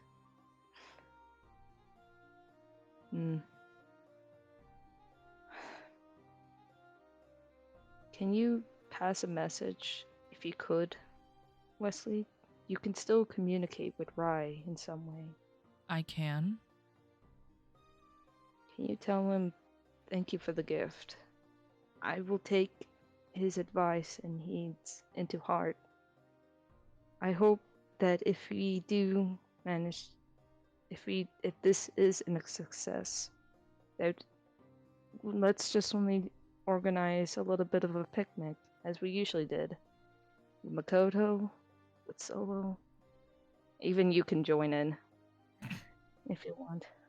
I'll make sure to send the message on to him. And one more thing. Yes? Tell him thank you for the gift. Merry Christmas. I will. Anyways, I believe some of your friends are in the infirmary. However, I did see Neraina and Silric off last night. I have not been to bed or slept yet. It's been kind of a mess here with all the planning and stuff for the New Year's ball. So I gave them my room for the night. They'll probably be coming down and getting food soon. Chiara, please eat something. Having alcohol on an empty stomach will make you ill. Maybe I should have probably done that before I drank. I need you to make me another con save. Oh no! Oh Oh god. From a happy moment to Chiara getting fucking drunk. Someone get her a cinnamon roll now. As Get a you cinnamon roll in her hand now. cinnamon roll stat. Yes. I demand As a cinnamon you roll now. as you kind of Start debating. shift in your chair, you start to tumble backwards. You all of a sudden, as the thought of alcohol being brought up in conversation, you start to feel the final wooziness of the alcohol taking its hit. Vi will kind of grab you by your back and hold you up and be like, yeah, let's get you some food. Oh. I'm fine. And with that, she'll call over one of the servers that was standing in the corner and get you some freshly made baked goods. Yes. From the group, Yay! Yay. we're actually going to take a short break. I think this is a good short break time to kind of get everyone to stretch their legs, kind of relax, kind of rest after doing 2 hours of fun time. And when we come back from our break, we will pick up with Crow. Wait. 2 hours already? What the fuck? I know, right? Intermission. Where is it? Dude, it doesn't feel like 2 hours. Like, holy shit. You know, I've played D&D so much, it never ceases to amaze me how quickly time goes by. It can go by fast. I know! Oh my god. I'm happy. Yay. Oh, that was so cute, Pika. Yay. Alice, Oh my god. I have Right? a funny idea. Oh no. Nessie? 1 second, I gotta go Nessie's potty. done. Okay, yeah, sure, I can wait. But you see, I found a funny website. I kind of want to calculate what like percent of alcohol Chiara now has in her blood. You know what? Go ahead. I give you full permission to do so. To be honest, I think I wasn't even thinking clearly. I was like, there's alcohol here. Time to Okay, time how to much pump does it. Chiara weigh? Oh, she doesn't weigh that much. She's Not a enough. halfling. You're fucking short. I know that. Yeah. So basically, I need Body Chiara's weight weight is and size. important. 35. 35 Kilograms pounds. or pounds? IB. Pounds. Wow. You are 35 pounds? That's She it? She is. I explained You this weigh before. as I She- weighed when I was Crazy. That's Hey. 15 kilograms. That actually checks out given her height. Yeah, how Yes, tall is I she? was gonna say she's 4'7". She's not even in the 3'7". 4'7" at 35 pounds is No, still no, like no, nothing. No, wait, you're 2.7. 2.2. I was gonna Okay. say. I said she's not reached the 3 foot mark. Okay, 2.7 is reasonable. 4.7 would be like at least 60 pounds. Yeah. Far into the realm of anorexia. That's where that Yeah. goes. Luka, we may have to rethink part of our strategy. I mean, she's good. I'm I hoping don't she's think not that Kara's drunk. making it back this I'm session. sorry. Look, it's going to be fine. She's going to be a little bit Oh, tipsy, Luka, but you're that's it. okay. Okay. How old is she? Oh, she's 24. Okay. I'm not Wait, sure. If the Chiara's older calculator- than Karo? Yeah, no one we asked already her about her establish this? age. I think we did, yeah. I know we established that Violet was the youngest. Yeah, you established Yeah. Violet was the youngest, but Chiara didn't. Did Chiara ever tell you her age? At all?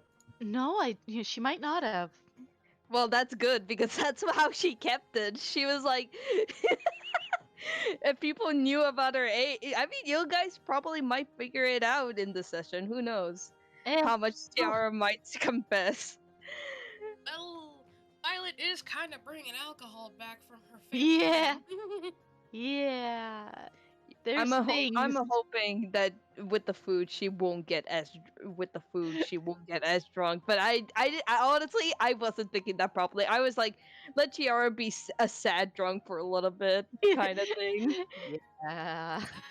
She had a rough day. She had a rough time with the fact that she saw, like, in her dream that Rai died. It could mess her Aw. up so badly. That's why she was in the doubt of, like, being sad. You could tell. Hikaru. No. I'll probably be back later. Yeah.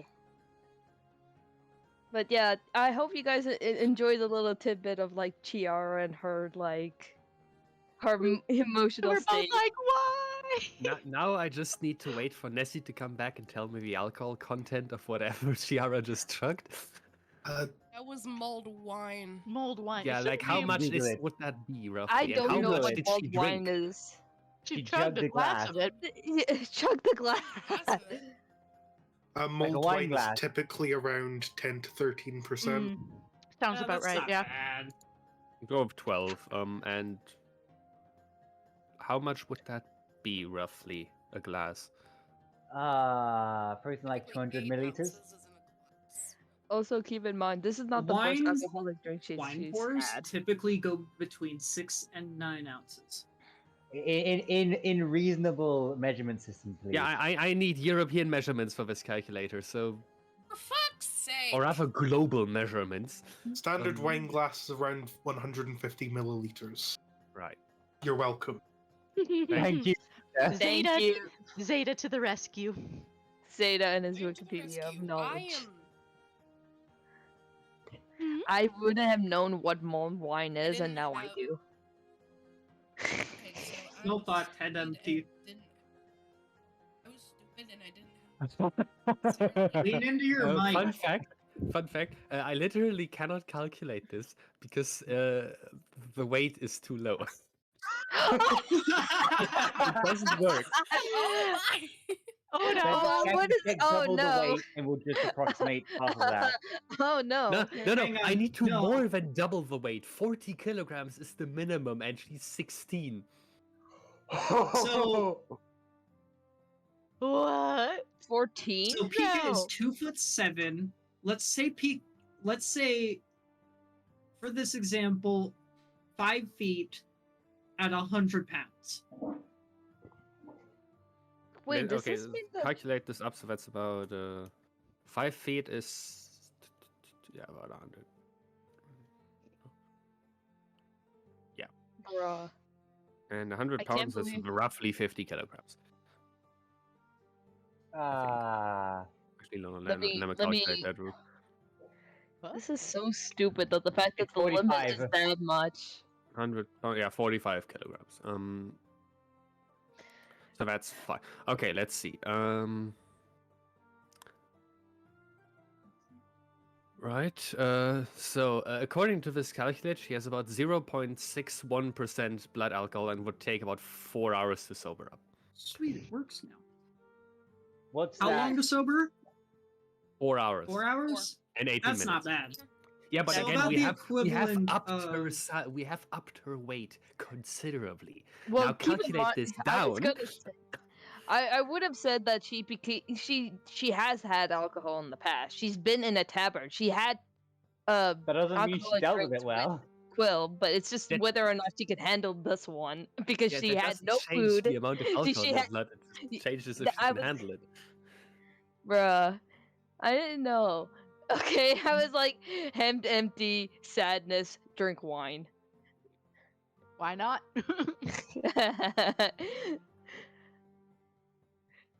Keep in mind, I've once had the experience for my first time drinking wine. It was not that good. I basically did a Chiara at that point.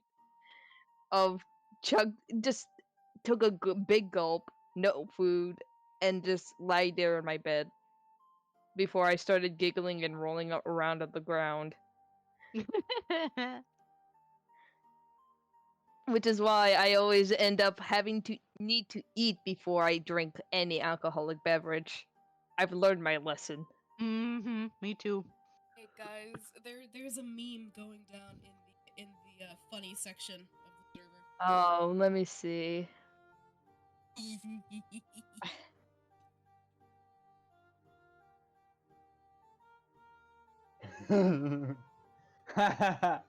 Yeah, that's true. That's He does weird. look like that. He does look as described. Pocket-sized garden elf. I love it. The party watching suddenly getting more character depth than the Martra Trench Like the in the span tactical of 10 nuclear minutes. gnomes. Oh god. I'm glad you guys liked it. I was not sure if I did well on that. It was Oh, on really you the did sweet. It was wonderfully. so cute. You did wonderfully.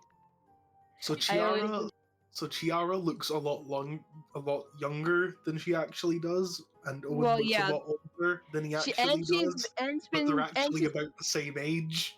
Yep.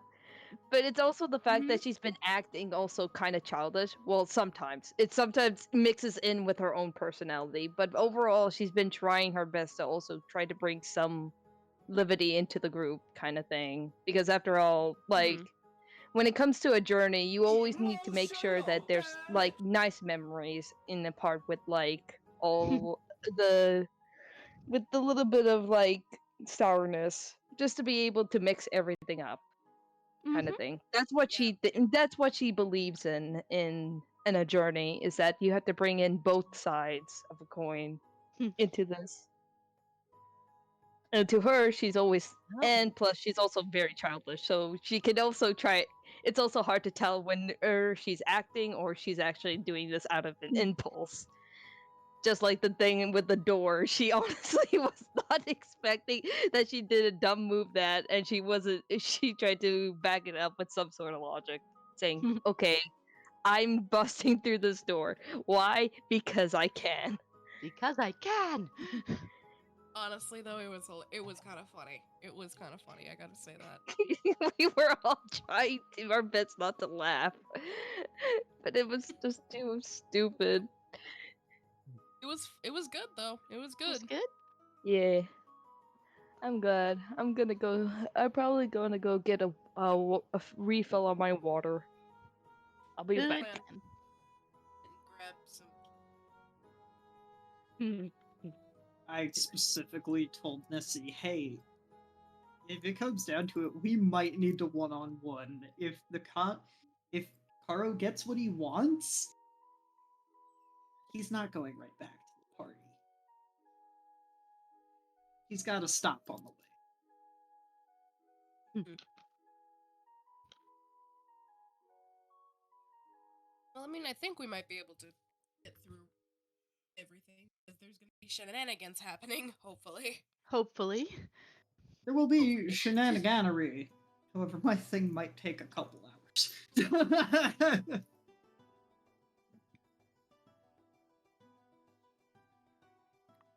I mean, hey, if one-on-one happens. Also, I've made it up. Well, hold up, I need to remake that one. The watermark's in the way. That and it's too damn small. Oh, fucking sorry. I can't make it bigger, okay? Otherwise, it would entirely be That's illegible. what she said. Fortunately, this does not offer me the ability to resize the GIF I'm editing. Huh. That is unfortunate.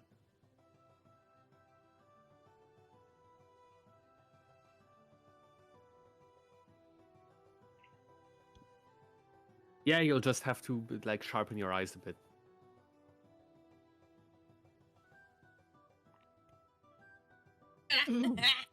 Legit. Everyone's just looking around like, who is in charge here?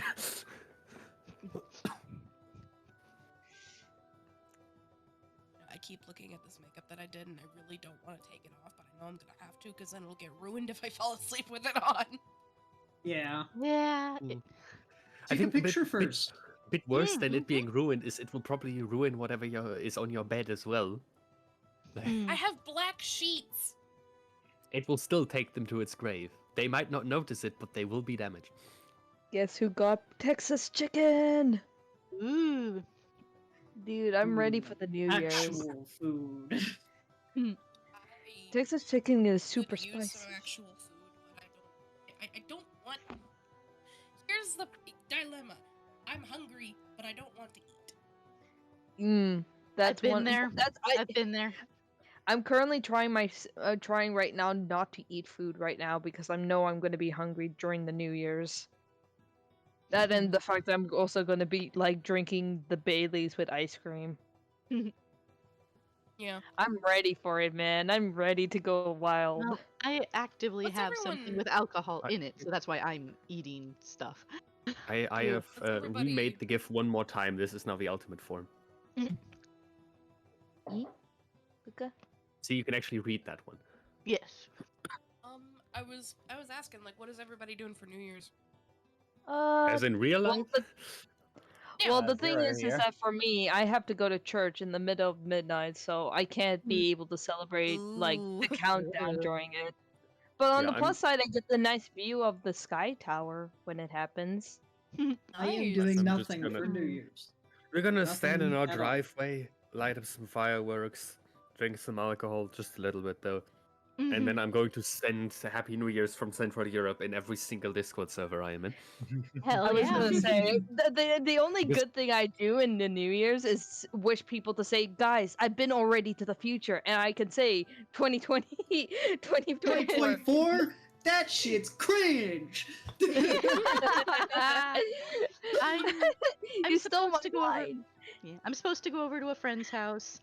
They tend to have a weird sleep schedule, so whether or not they stay up till midnight is up for debate. But yeah, I intend to have some alcohol, just hang out with friends, and then probably just sleep until whenever the fuck I feel like it on Monday. So I intend to nap in the afternoon on New Year's. Air. Yeah, then I'm gonna stay awake. yes, I will. have I will Happy also New probably Year, do the and same as JH, and whenever it hits midnight, there will be Happy New Year from me all From- over Discord servers. From one of the US time zones. Happy New Year from East Coast US. Yep. Happy New Year from Midwest! Yeah, the Central Europeans are gonna be 6 hours ahead of you. So, Mm-hmm. I'm actually going to an amusement park. Fun. I am back. Sorry about that. Welcome back. Okay. Yeah, good day. Welcome Jesse? back. Yes. in the we tried to calculate Chiara's blood alcohol percentage, but it didn't work because her height and weight were below the calculator's minimum. Yeah. That is a whole thing, isn't it? That she is quite small bean. Basically, if she were reasonably sized, she would have a blood alcohol percentage of 0.61%. But since she's about half the size we actually put in, Probably double. yeah, at least. At least. So she's definitely not allowed to drive Confirmed, anymore. Yara is now a 1% alcohol So, content yeah, beverage. and you are quite drunk at this point. Yep. You are quite feeling it. The fact that you just chugged that is kind of hilarious. Like I guess we could go the route of roughly calculating No, see, how I much had a water plan. I is in had her a body. plan. Listen, had a plan. Head empty, alcohol, chug. Yeah, clearly. And empty Head alcohol. Anyways, as we return back into the world of House Sanguinis. Pardon me if you hear me munching. I am definitely not eating soup because I have been sick the last few days. Anyways, Surely not. surely not. Surely. As we return, we are returning back to Crow.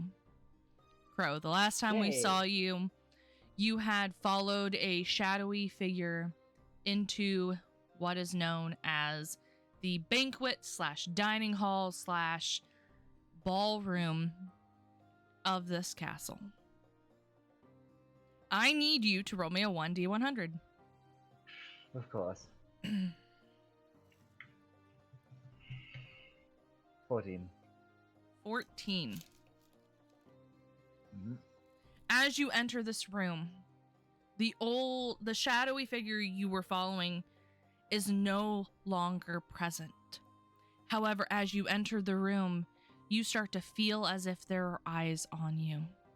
However, as you look around the room, you see there are a bunch of different people bussing things, cleaning up different stairs.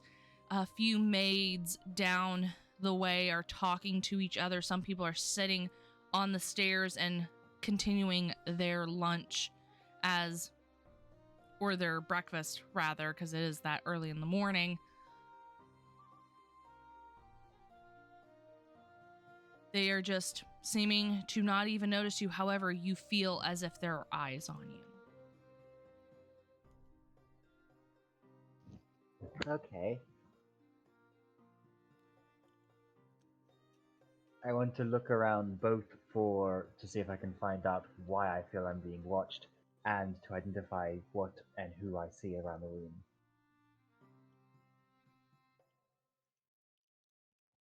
Okay. You can continue down the hall and you can make me a perception check.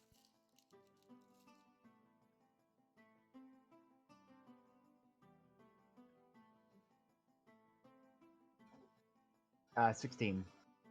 As you look around the room, you just see this giant Christmas tree in the center that seems to be illuminated by these almost like tea fairy lights.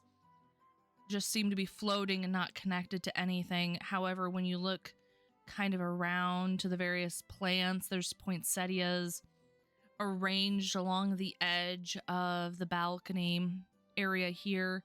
And even when you start to continue more down this hallway, you still have this feeling that you are being watched. However, when you look around, you see that no eyes are on you. Everyone around you is fairly busy with their own tasks.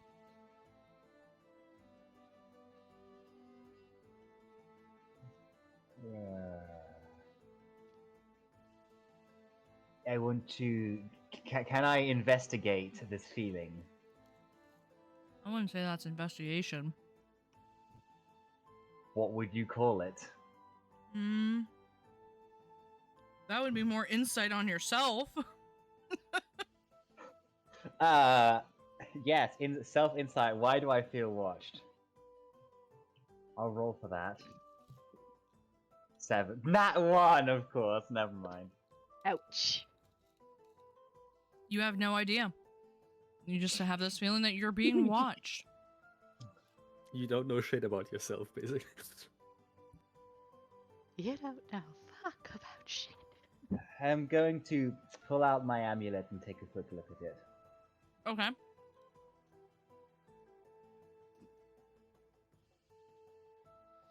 As you look at it, you almost see within the crystals within, as you look closer and deeper into it, you see a pair of eyes. However, when you turn around to see if anyone's behind you, because it seemed almost like a reflection, no one's there.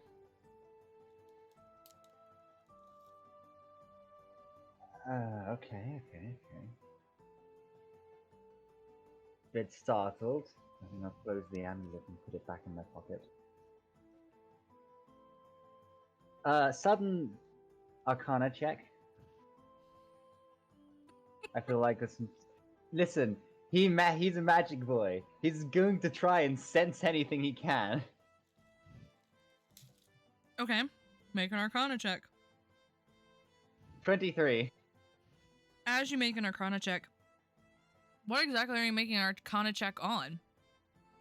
The space directly behind me and potentially around me, looking for scrying spells or any sort of discomfort, or anyone hidden by stealth skills and spells, or stealth spells specifically. You sense nothing. Really, what you sense is there's magic all over the place. And nothing distinctive. It's different magic, though, in the sense of what you were feeling back at the mage school, because this is elven magic. Elven magic, even though it's more refined than Fey magic, is still fairly chaotic in comparisons to mages. So you can feel the chaotic sparks that seem to come off this magic.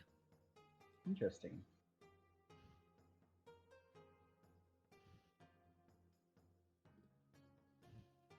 I guess he's going to give up that avenue of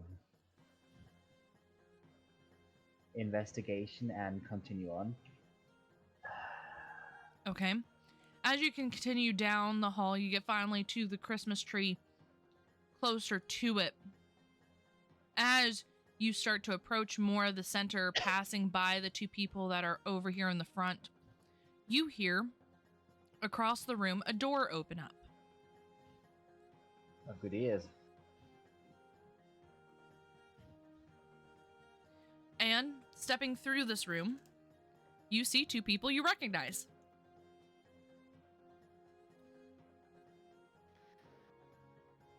Oh, cool.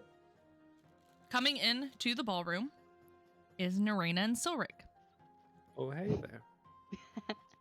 Silric is kind of guiding Neraina as you watch and is holding her hand, and they seem to be whispering about something.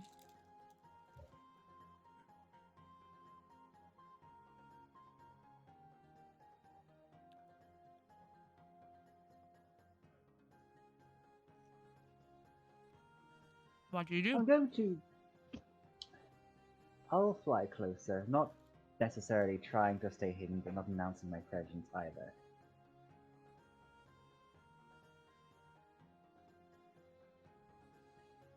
Passive perception?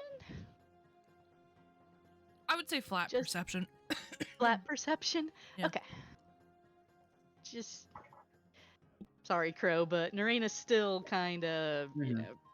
All right, I know. just flat. He's not flat trying to hide perception. Nat 20. You hear the flapping of its wings. That'd be a 26 total. Yeah. You hear, as he starts to approach, you hear the flapping of wings. And because of the situation you had just been met with, you look up a little startled, and you see this little fey boy starting to approach you. Crow. Hi. Fancy meeting you here, I guess? Yeah, I guess that works out. Not entirely sure what I plan on doing here, but I guess we'll find out. Okay. Merry Christmas. Merry Christmas. Are you okay? You look a little off.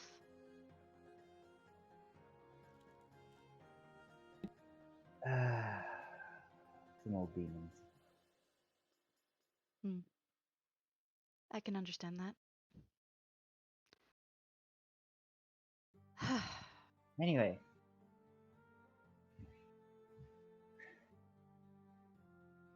We're gonna stand here all day, or do you have some place to go? Well, I'm kind of waiting for Jonathan to respond to a message I sent him, so I know where to find him. I need to.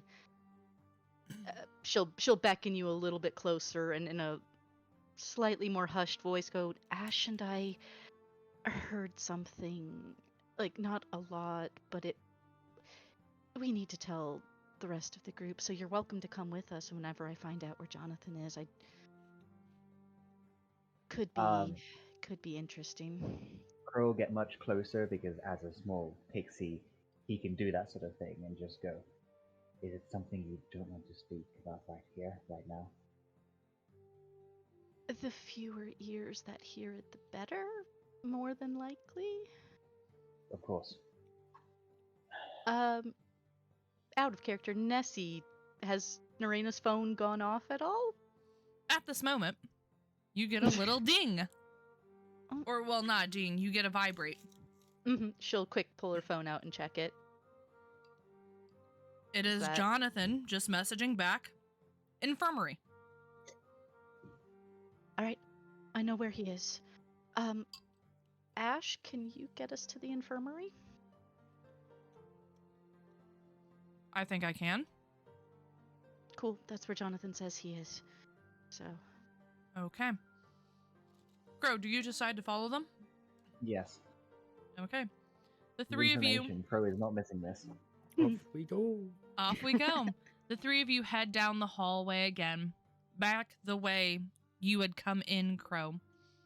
And as you know, when you get out of this main area of the inn or of the ballroom, you end up right here. You head up the stairs and back into a hallway that Neraina, you and Silric both kind of recognize. You would recognize this as the hallway that you would pass by going to the pool. And Silric will point towards the door that is kind of not towards the hallway more. That is the infirmary. Okay.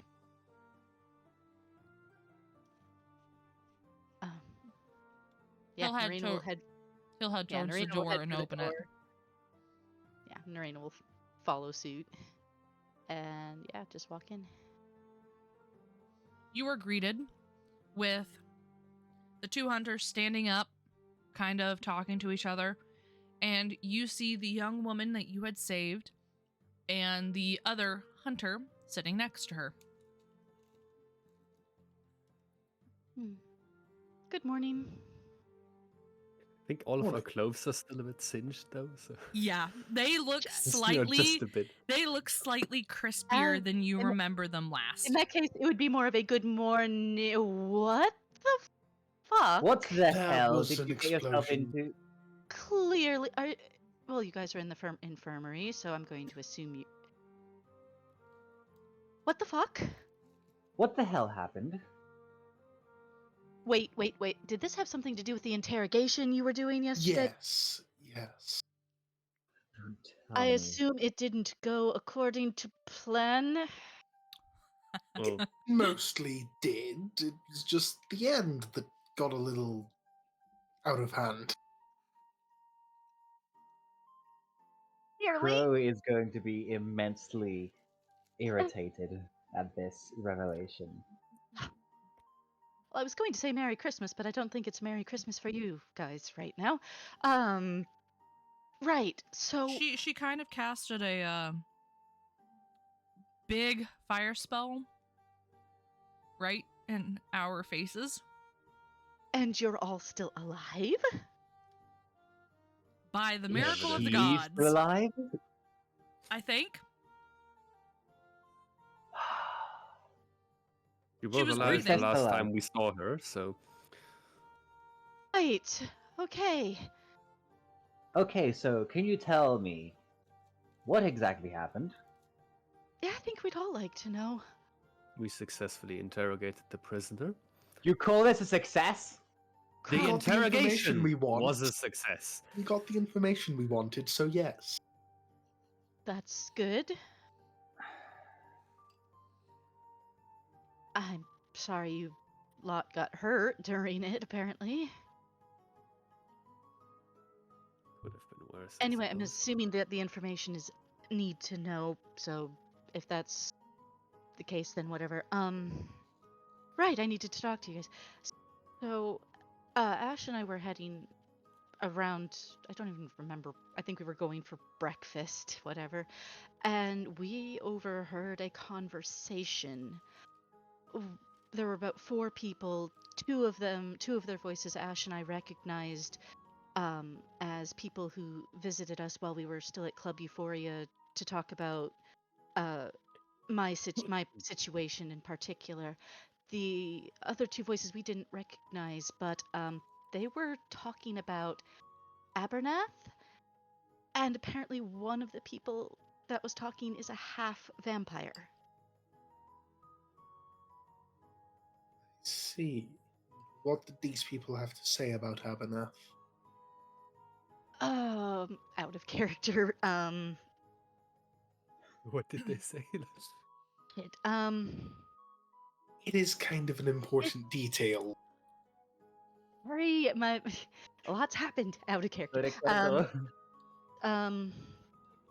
was mostly they don't know how to handle the current situation. They're concerned that Abernath might be here, obviously to potentially cause trouble, but it is also a celebration of the peace that's been going on for a while, and Christmas and what have you. So they're uncertain as to what their next move should be. Unfortunately, didn't hear much more than that. They heard me and we had to make a dash for it to hide. But Swaywind figured- does not mean Lightfoot. And Silric will say that in the corner. Neraina freezes and just turns to look at him. Guess What? who's sleeping on the couch? Really? perhaps? Really? What? I mean, you're not wrong, but did you have to say it out loud? Sorry. You would have heard it in my thoughts anyway. So I figured I might as well voice it. I would have heard. What? Never mind. We'll talk about that later. Yeah, I figured it was something that I should tell you.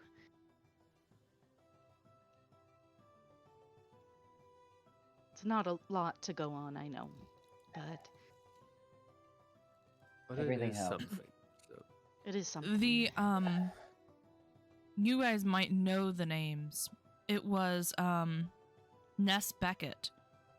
She's a lieutenant from your guys' Hunter Society, or I guess Dr. Whitewood, your Hunter Society.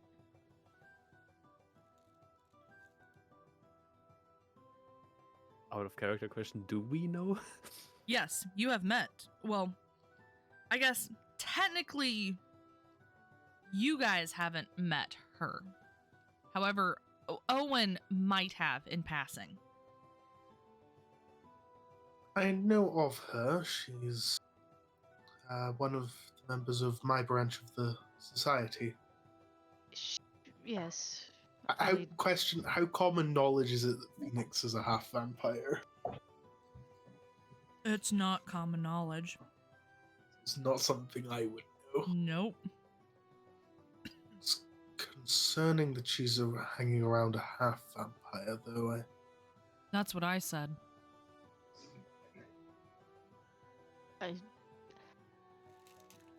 I didn't know what to make of it. I just met Lieutenant Beckett when she and her mate came to talk to me in Silric. Excuse me.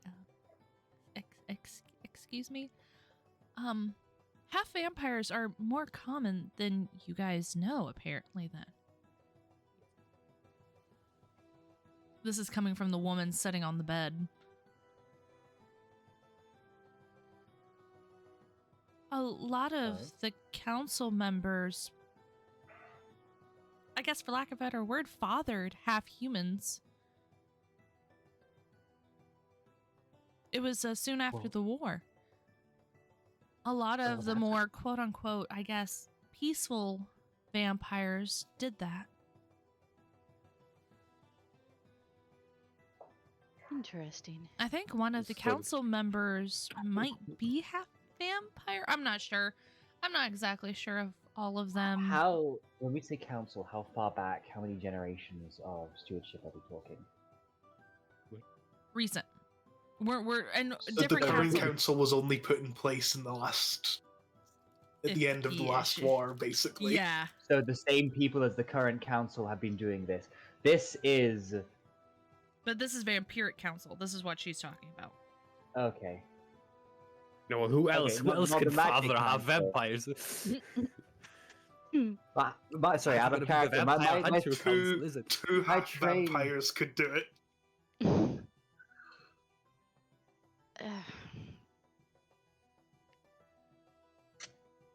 They kind of hide in plain sight. Many half vampires, from my knowledge, don't even know that they're half vampires. Because their abilities don't come in until real late. And then hunters swoop down in and, of course, attack this seemingly quote-unquote turned vampire. Because they act like younglings when they first get their abilities.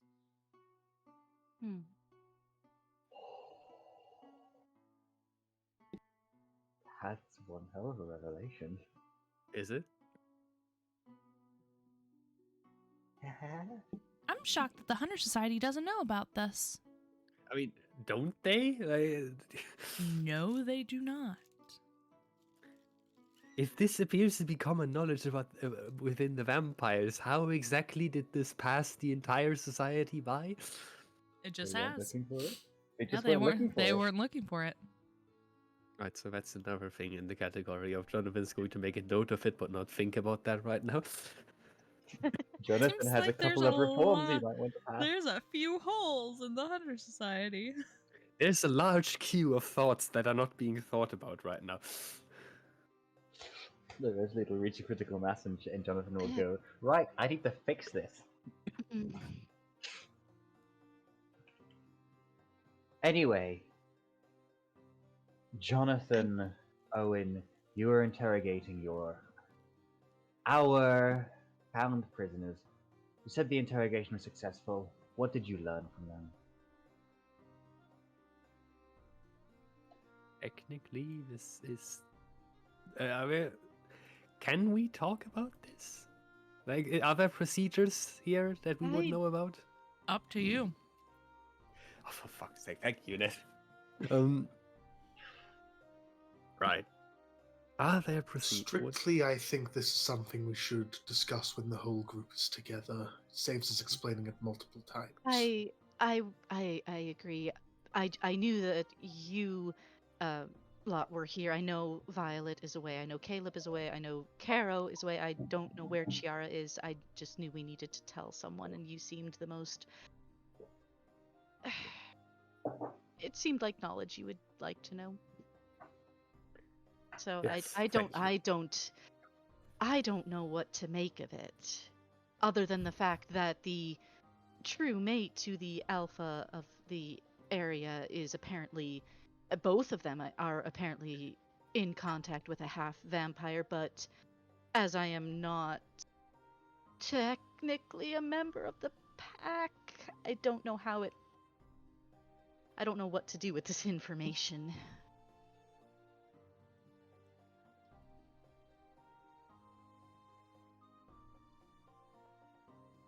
Maybe Makoto will have an idea. He's a part of the pack. That is Isn't true. Chiara friends with him? Yes, and he also gave me his number. I completely forgot about that. Maybe send him a text and see if you guys can meet up. Would make sense. Yeah.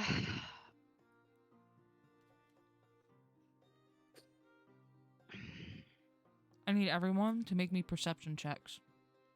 Everyone? Everyone in this room. Okay. Perception check? Okay. I was 23. like, I was about to ask the question of 5. everyone.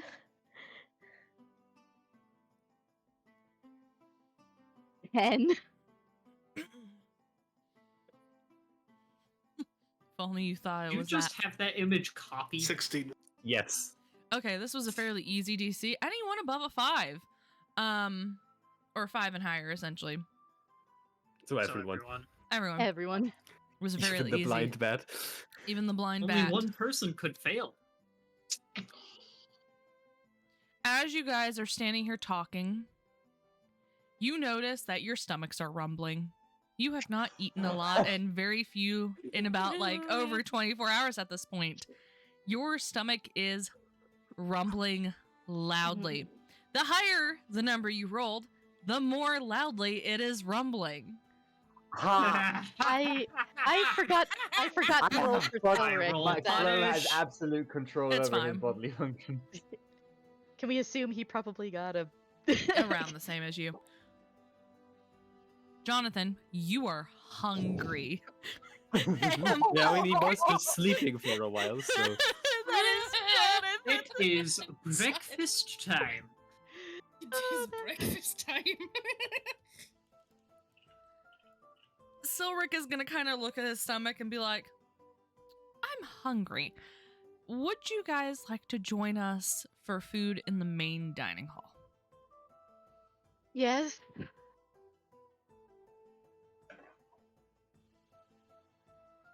So look at Ian and say, you coming with us, or would you prefer to remain?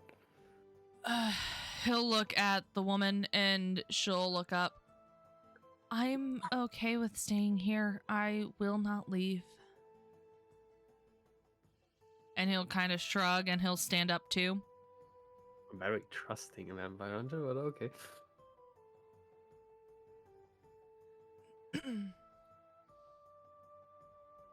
So, you guys head out. Silric opens up the door and leads the march to the main dining hall. Off to see the wizard. Wizard, the wonderful Wizard of Wonderful Oz. Wizard of Oz. Because Because of the wonderful things he does. As you guys get closer to the Come on, dining Owen. hall, you hear maniacal laughter. Yo, Owen, come on. Maniacal laugh. Maniacal laugh. The exact Tiara, how do you act when you are drunk? Oh, no. Oh no! I was like, the moment you said maniacal laugh, I'm like, oh fucking hell, it's Chiara of all people. Again, remember, I calculate was Chiara is gonna take about half a day to sober up from this alcohol. So. Mhm. Yep. And it's elven wine. So it's a little bit stronger than normal wine. Oh shit, we went with normal malt wine when we calculated the percentage. Oh shit. Oh shit.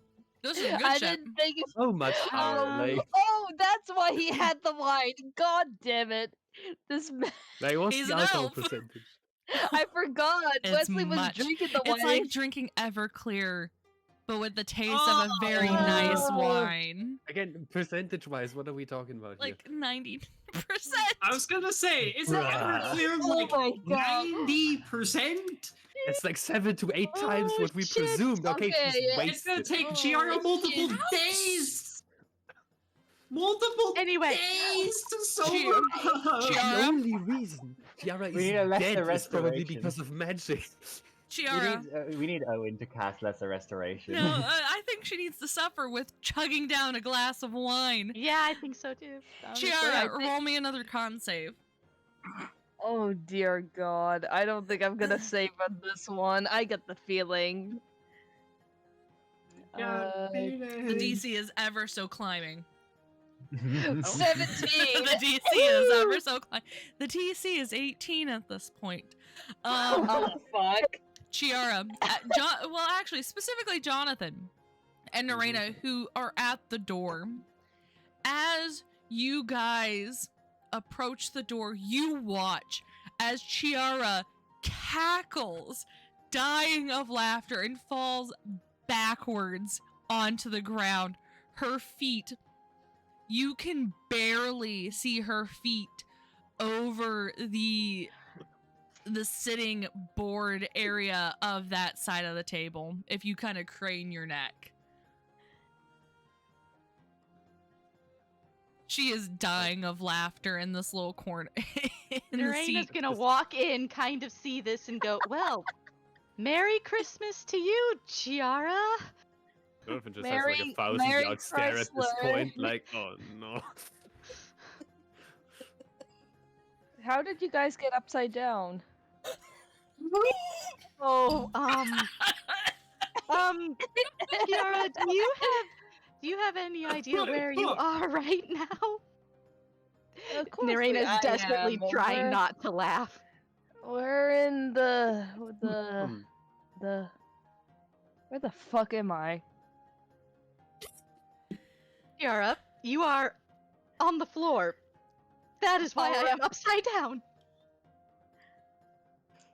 Oh, you're talking about the floor. I thought you were talking about where we are exactly. I'm not too sure. I just love that. Chiara, I just have one question. Or no, make that two. One. Yeah. What did you drink? And two, Elven malt wine, to be exact. Do they have more?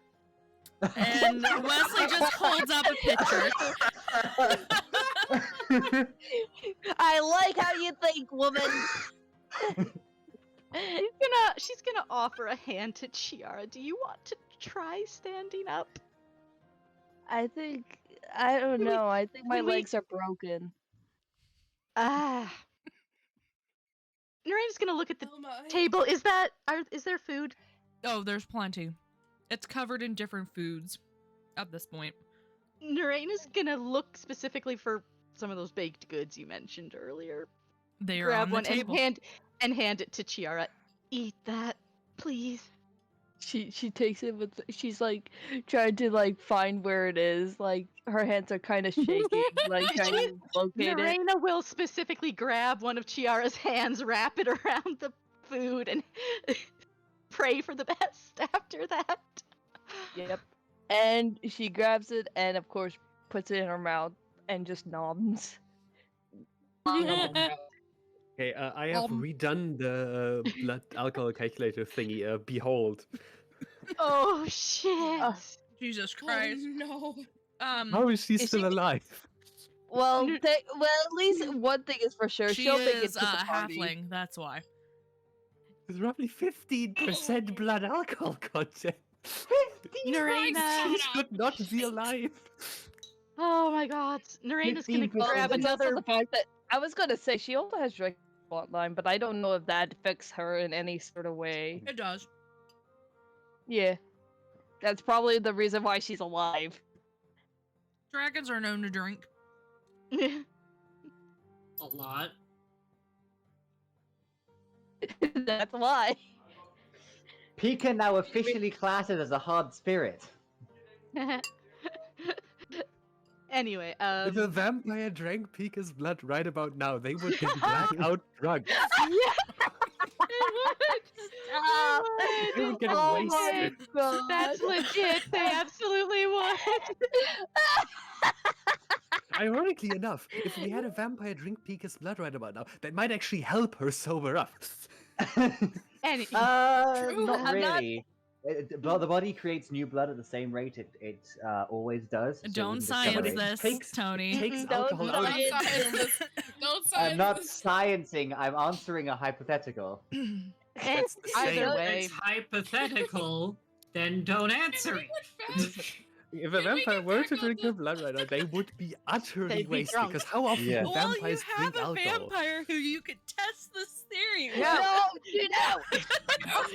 No, don't do it for Tiara. She's drunk right Okay. now. Okay. No, Neraina's gonna. You have two vampire hunters right here. Yeah. Yeah, like, no, that's not happening. Not on our watch. But... Neraina Hey. is going to grab Jonathan. another baked good, take a bite. Oh, that's actually really good. And then look around for a glass and pour some of the wine. And just take a sip and be like, "Merry Christmas, everyone." And take a sip of Merry it. Christ. You only take a Honest- sip?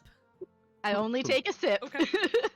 Honestly, I think Crow is going to be tempted to go and grab a mini glass and do the same. Is there non-alcoholic drinks on this table? Yeah, there's a variety of different ciders that seem to be in pitchers, what you think is ciders. There Wait, are other is dark a- liquids on the table, again in pitchers, just in the center. I was gonna say, like, I was gonna do the smell test and see if you can find something without alcohol in it. Owen's going to take a shot of whiskey. Okay. His own whiskey or a whiskey that's on the table? One that's on the table. Roll me a con save. Is that also like 70% alcohol content? Or That's also like Elvish. Pika, All I of this think we is in- established that the wine you drank was, in fact, Elvish. I think, didn't we? 11. And you took a shot of whiskey.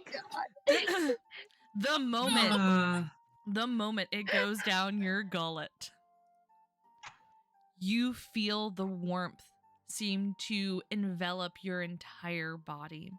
This familiar warmth reminds you of your younger years. He's not that old. Oh, but you are. The- Accept the- it the before you. famili- Oh my god, there's a fucking...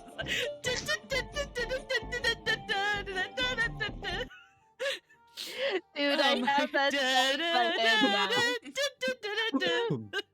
Anyways, This reminds you of when you used to sneak way too much alcohol from your parents' fridge or from their little hideaway special place of the really, really strong shit.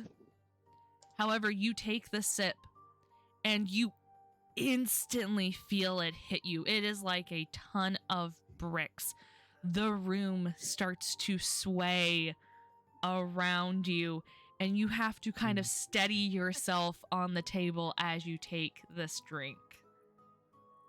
As he does that, Neraina's gonna does look all- at Silric and say in Sylvan, I didn't realize I was traveling with lightweights. I can understand that, by the way. It's Sylvan or Elvish? Because she said it in Sylvan. Both. Oh, really? Oh, well, you know. You know what? You know what? Crow is taking a big sip. You're even tinier. A big sip for Crow. He's taking a big sip for So, like- Crow's size. So like 5 milliliters or something. You're literally at a. So, you had struggles trying to pour this cup because the pitchers are definitely more elven size and not pixie size. So the woman next to you actually has to assist you with pouring your glass into a comically large cup for your size. However, when you take a sip of it, it tastes like apple cider. And big sippy. It's pretty sweet. It tastes fresh, almost like you're biting into a freshly crisp apple. That's nice. Good. It's Good nice stuff and here. warm. It has a cinnamony flavor to it. Tastes good. However, there is no alcohol in it. Have I found something alcohol-less at this point? Okay. Roll me a 1d20. Oh my god. Right. You dude. 15. As you kind of search around, you see this pitcher of hot water actually, and you see some cups laid out that are empty and some various tea bags littered around the hot water pitcher. Is not drinking alcohol worth drinking tea instead? Good question. It's a question. entirely up to you. He's got to postpone the drink question and look around for some food first. I have an interrupt question. Does Crow notice Jonathan is searching for something without alcohol? Nope, because you're at a different table. Okay. Jonathan's just looking around. It's like- Is going to Okay. slowly. Here's the thing. Crow wants some alcohol at this point. So the cider isn't good enough. Okay. For fuck's sake. Anyway, and I'm Crow is gonna getting I'm gonna finish Jonathan's first, and then I will get to yours, Crow. Sure. Jonathan, as you search around, you see a bunch of different baked goods, freshly baked goods, like some cinnamon rolls, some fresh bread, different types of sweet rolls on the table. It just seems like there's a lot of different items, pretty much anything of your fancy. Right. Bread. Yes, bread. Bread. Bread. Bread. It's starting the bread shit. Everyone did it. He always starts too I late. will server mute you all. Okay. So Anyway, yeah, the bread bread. cult takes Bread. over this session, of course. Jonathan, you take a piece of bread. It's almost like a very fresh brioche. It's very nice and sweet. It seems to have like a honey cinnamon glaze on it. Very festive for this time of year. Owen and Chiara, I need you both to make me con saves. Oh, okay. I'm not expecting getting bigger. 4. Oh no! Oh. Chiara, you tried to stand up and promptly you kind of sway in your seat and fall flat back on your butt. You look up at the group and Vaya's kind of looking at you with like her eyebrows kind of here like scrunched together, and she kind of looks at you and she's like, "Are you okay, Chiara?"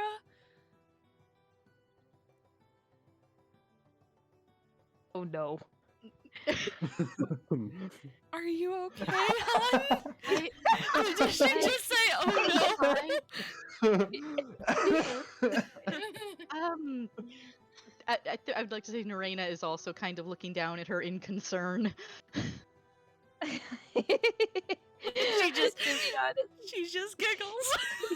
That's all I can do. Owen, the room starts to spin around you, and all of a sudden you feel as your very plump, special, fancy ass slips off the edge of the chair, and just like Chiara had happened to fall backwards, you yourself end up falling back. Can I try to catch him? No. Can I try to catch him? I'm sitting right next to him. Make me an athletics or acrobatics check to see if you can grab him fast enough. Athletics. And Yeah, it's doesn't matter of the same modifier, so it's gonna be an okay DC here. 9. Oh, no.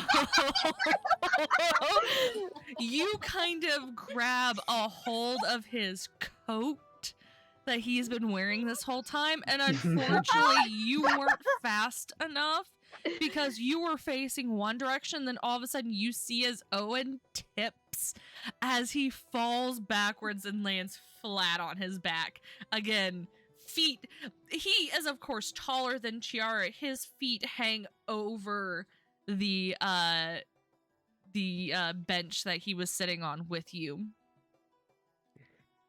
Question. Well, I'm gonna see if I can help him back up on the bench. I'm Does gonna Chiara pointedly say know nothing. this?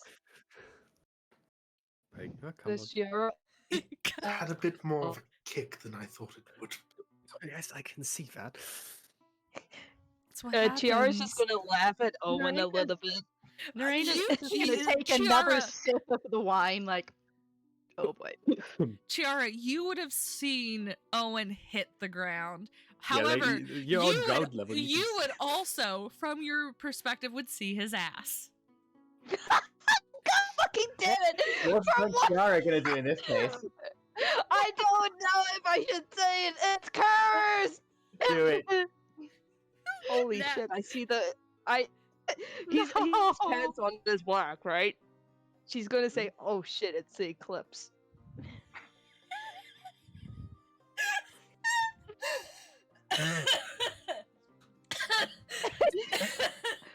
I would have gone Messy blind, dead. but I don't think that's happened yet. Neraina's gonna look down at Chiara when she says that and go, what eclipse? What?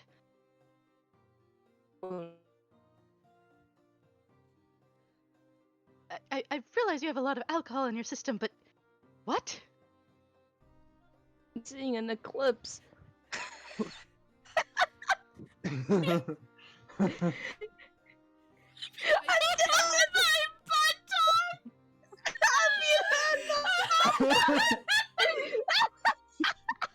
Merry Christmas, I guess. Merry Christmas. I can just imagine Kiara saying drunkenly, "A Christmas miracle." That would have, but at the same time, no, I don't know. Oh god. Another sip, Okay. just trying to deal with the situation. Yeah, I think Crow is going to head over to the whatever alcoholic drink, wherever the pitcher he can get, the one that Neraina's having. Mhm. What is I- Ian doing, dude? I am not finished. Crow is going to. I'm going to use that thing we discussed. I'm going to enlarge to human size, pour myself a drink, and just drink. Because he's You fed up at this guys point. watch as the. So you're pouring it from where Neraina was. So how do you get there? Because currently Silric is sitting on this side, so he's technically sitting on this side. That's Let me where take a look at the map again. Okay. they're sitting on this side. Vaya's on this table. Well, given Chiara is probably on the floor, I probably have Yeah. some free bench space. onto Neraina's right. So Okay, so you That's sit true. I'm going to here. take the spot still small, just identifying it, and once I've identified a spot to do so, I'm going to enlarge, pour a glass, And you're and just enlarging to chill. medium? Enlarging to medium size, so humanoid size. You guys watch as this pixie, the one that you have seen be a foot tall, enlarge into this fairly chiseled, well-built young gentleman with long, dark locks. He is now human-sized. Neraina's We've gonna seen weirder shit happen. look so- at him, look at her wine glass, and go, Ash, I didn't drink that much, did I? Chiara's gonna be like, holy shit, teach me how to Because be more taller. I want that. I takes another sip.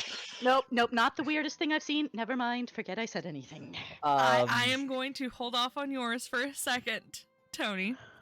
I need to respond to Neraina. Chiara and God, go I- one. Before we do that, I need to respond to Chiara and go, one day, little one. Hopefully it will be one day. Neraina, Oop. roll me a Fuck con off. save. No!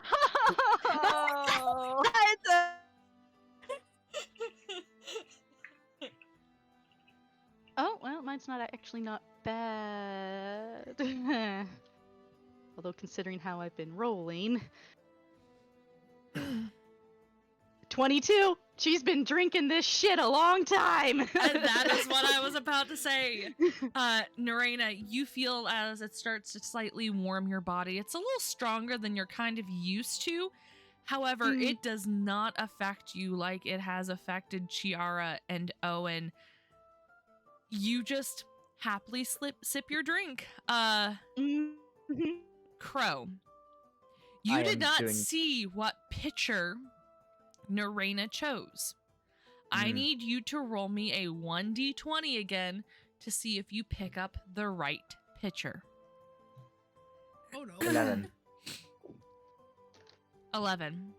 You look over and find this picture. I heard it there. You see it kind of swirls. It seems like it's almost like a sparkly liquid. It seems to be fairly on the thin side. It does also seem to be iced. As you pour it and you take a sip, it is very sweet and fruity as you drink it. I'm going to need you to make Is it me- alcoholic? Is it It is in fact alcoholic. good? You took a fairly large swig of it. Mhm. I'm gonna need you to roll me a con save. Cool. I'm using my inspiration for this. Okay. You can Uh, declare inspiration. Never after. Lord. Roll first and then use inspiration if it's not good enough. Fine, then Yeah. we'll do that. I'll use inspiration. And you if the first also roll isn't good have enough. your other Roll. point. A fate thingy. Yeah, you I know. have your fate point. So we just regular Constitution, no advantages. Correct. Con Mhm, save. mhm. Let's see. 1 second. Just looking at other things I have. Yeah, wait a second. Navigating. Yeah, okay, cool. I'm using inspiration. 17. That is fine. You only took a swig of it, even though it was fairly large. In comparison, you are now a bigger person. You feel the warmth kind of hit your stomach, and it starts to envelop your body. You feel a nice little buzz. Question. Yes, What did you take a Jonathan. swig of? If Tony's enlarge wears off, does he become more drunk? It scales with his it scales. Everything scales. The way the spell works. No, Let's let the it does DM not. decide. No. It does not, Tony. The more Have you drink you? as a large person, If he goes back to being a small one, he is not gonna survive this. By the time he returns to Pixie, he's going to have alcohol for blood. He's not going to have any blood left.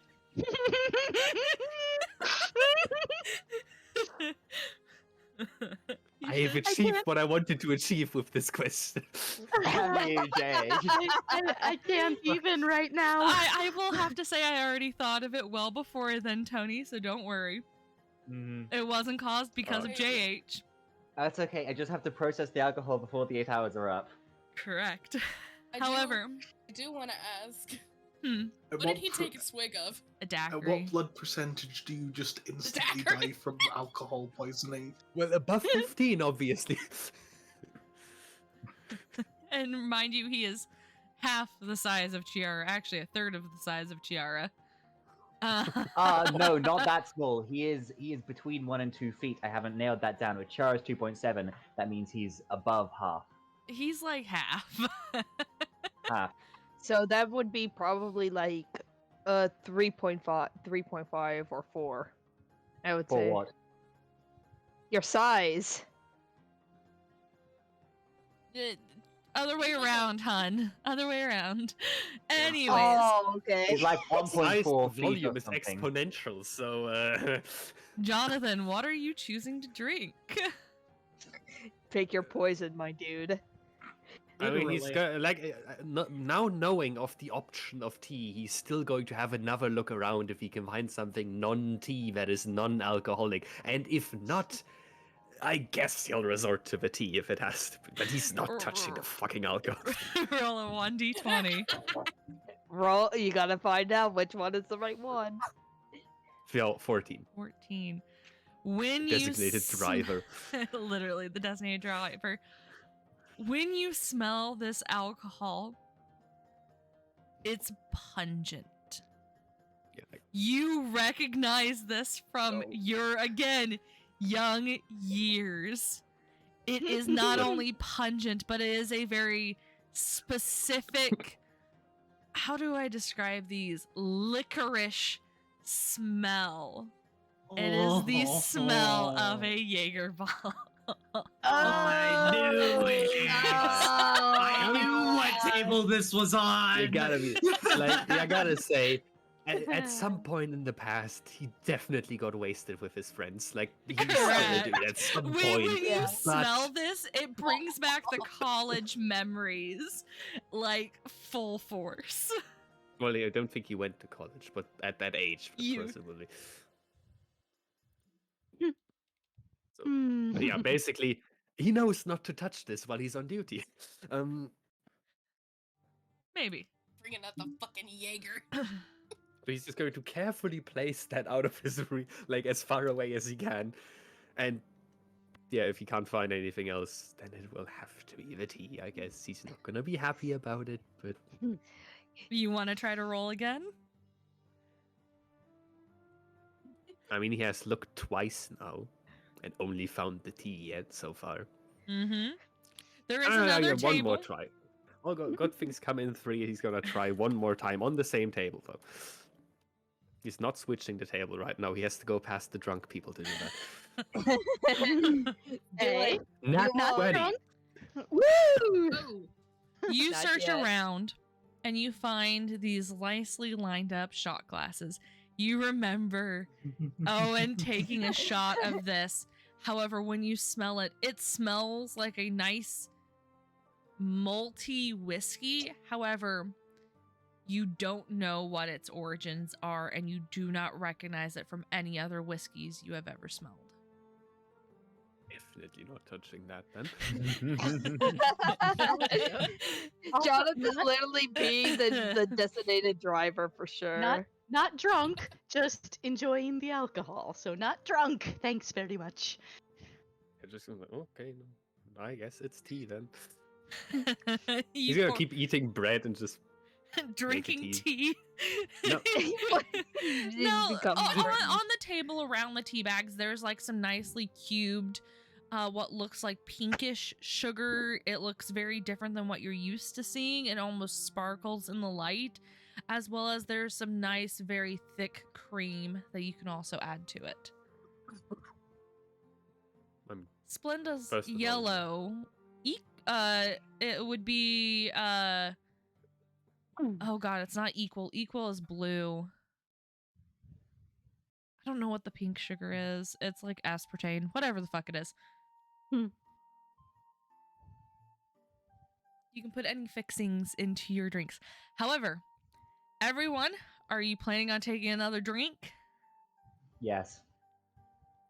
Chiara is in the state of where she can. Is Chiara capable of drinking right now? I was about to say, is Chiara and Owen capable of drinking right now? I don't think Chiara can. However, that doesn't save you.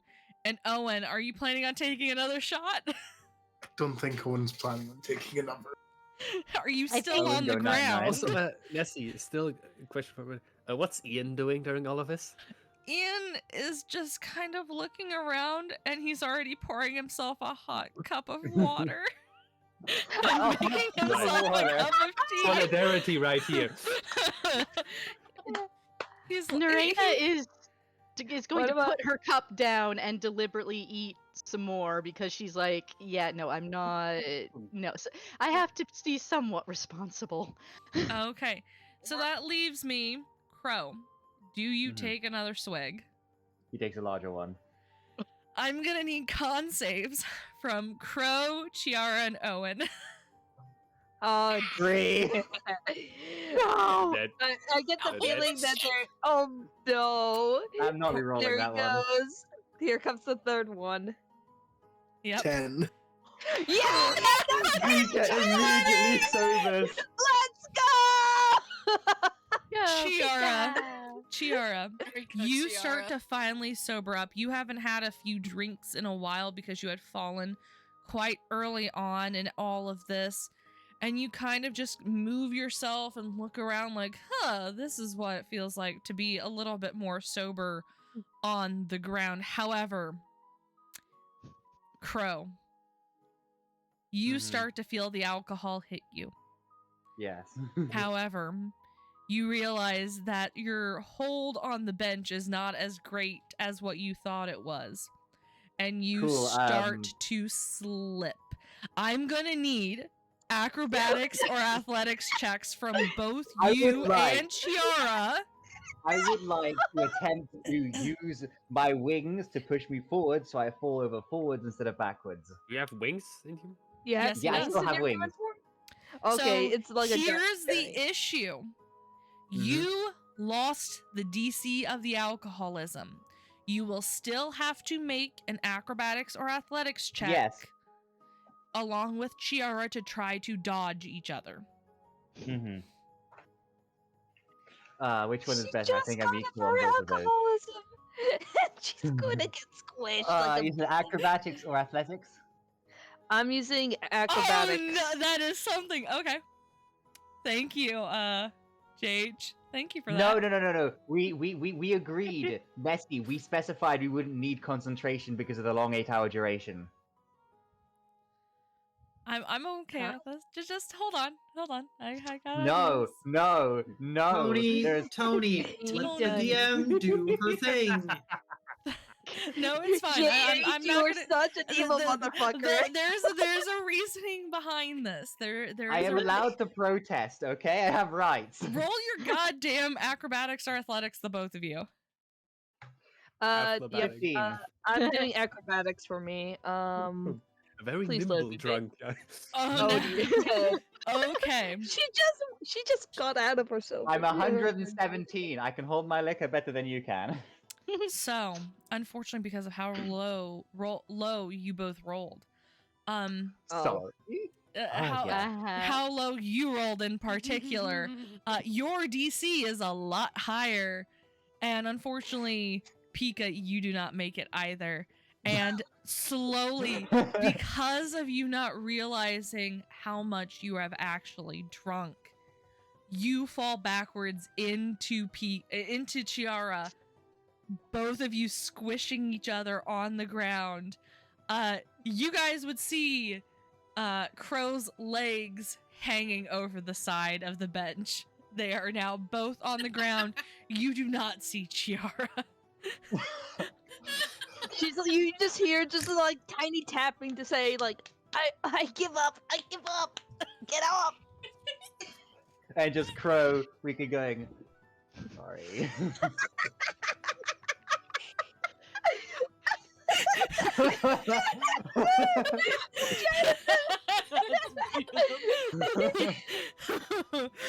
That's beautiful. I love it. I love it. I love it. I want to draw that. That is something that Okay, needs to be drawn. Neraina is. Does it sound like Chiara is being squished? Is that what the general? Yes. Painfully. I'm right now. I'm fine. Now you can get off. I am going to attempt. Crow is going to attempt to stop her harming Pika or Chiara. Roll me acrobatics. Could Neraina Acrobatic. Please. Could Neraina offer to assist Crow? Sure, you get Like, advantage. Kind of. Cool. Yay! Am I roll athletics or acrobatics again? No, Crow is. I get advantage. I get Crow. advantage. Oh, Oh God, please. Nessie, what am I rolling? No, what am I rolling? that he got at. He would get advantage to get assistance.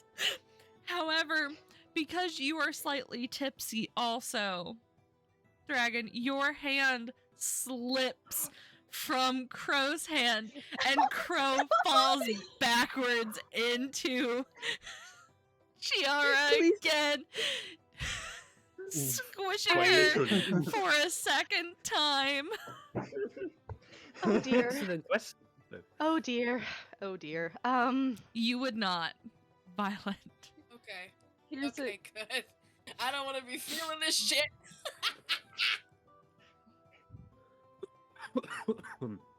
Okay. What Neraina does is Chiara do cautiously- now?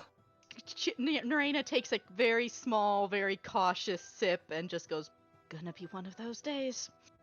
And Owen, you rolled a very low roll again for yours. Also, the room is still spinning around you as you lay on the ground.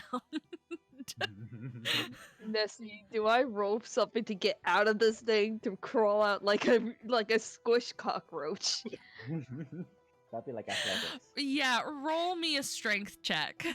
Just a Athletics with Oh my disadvantage because God, you're the squished. one, the one no, thing it's that a I don't strength have. check, so it's a 1d20 plus your strength modifier. I don't even have any strength. Chiara doesn't have anything. I got a 13. I don't know if that does it. You kind of try to push Crow off of you. However, Crow is now much larger than he once was, and is now nearly triple your size in his full human form. You cannot move him. He will not budge. Can someone please get this man off me? I'm not. This is an insult to everything I am. Silric will stand up from his seat and move over and hold out his hand for Crow to take. Crow will attempt to hold the hand. Athletics or acrobatics? As 8. question, has Silric been drinking anything? That's the point. I need you to roll me a save for him. How? Why are we asking the more people that all of them are drunk and not asking the people who might not be drunk? Wesley being Drunk one of people them. are too inebriated to realize what the good decision is. I just imagine Okay, Wesley just watching alright. all this. A con save for Silric? Yeah. Is that correct? Alright. Let me do. Oh God. Yes, Jonathan. That's a. Um, okay. Can I offer Owen a hand while previously taking a very solid hold of the table so he doesn't pull me down? Because I have seen where this is going. Yeah. Silric can hold his liquor better than anyone. He got a 23. Athletics or acrobatics for you, Jonathan. So, Alright. yeah, he is not as tipsy. He is able to pull you up, Crow, and sit you back in your chair. 19. Okay. Jonathan, you are Strong. able to keep a hold of Owen and help him back up to a seated position. However, he is swaying still. I'm just gonna keep I'm gonna keep my eyes on one of the corner of my vision, like If he sways again, I will be ready. Hmm. Firmly grasping. So Okay. is Chiara finally free? Chiara Yes, is I free. believe so. Chiara is laying starfish style on the ground. Fully flattened. Oh no. It's gonna take her a bit before she rolls onto her stomach and then tries to get up. Roll me a con save. Are you fucking serious? I thought she's already going to a sober moment, or is this just to balance it out? A con save, right? Yep. The DC is higher because you got that nat 20. Uh, The room is Higher? still... No, the DC is lower. That's what I meant. okay. The room is still spinning and you have to kind of grasp onto the bench before you fall over. However, you are able to sit yourself back on the bench. Neraina's Okay. gonna nudge another cinnamon roll in Chiara's direction. Yep, she's just gonna take it. She's actually looking over to where Wesley is. He saw all this. Wesley is just watching all this down. You see his hands are wrapped around his mug and he's just kind of looking at like around the rim and taking like little sips and just shaking his head. Is Chiara still nearby?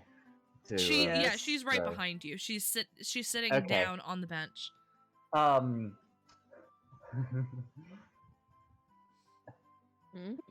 Okay, I want Crow. I want Crow to turn around, tap Chiara on the shoulder, and say, "I'm sorry for that, Chiara. I have something I think you might enjoy." Crow is going to put a hand on Chiara's sole shoulder and cast Enlarge.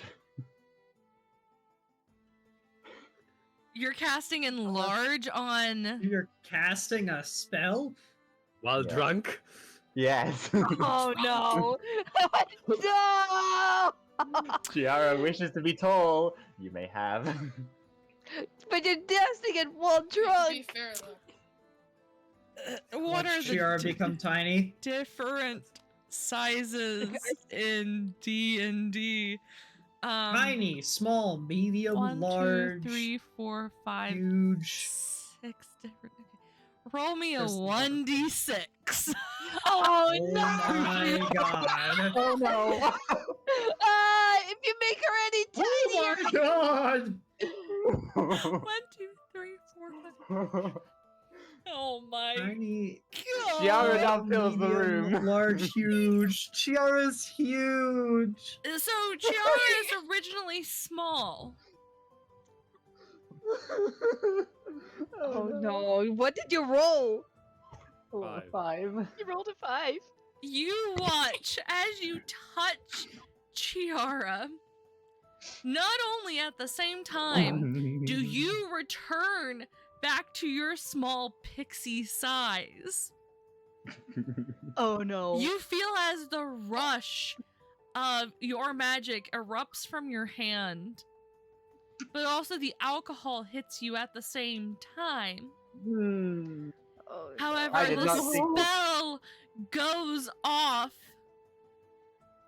and you watch as Chiara, this 2-foot-sized creature, turns into a 15-foot creature.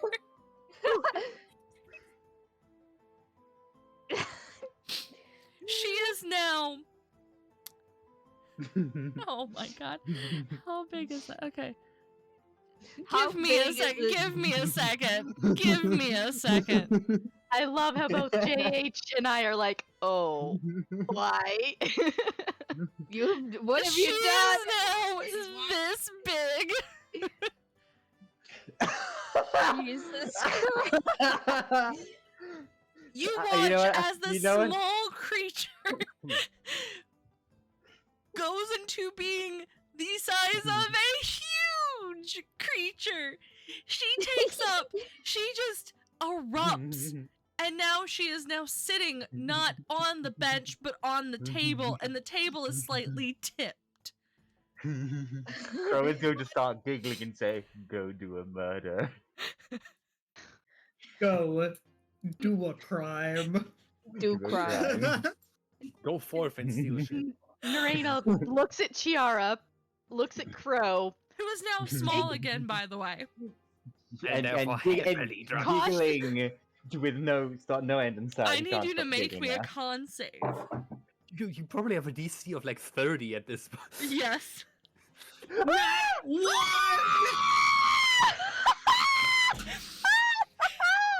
So you know what happens at Nat 1, right? Oh no! I die from my No. blood being spontaneously You- transmuted into alcohol.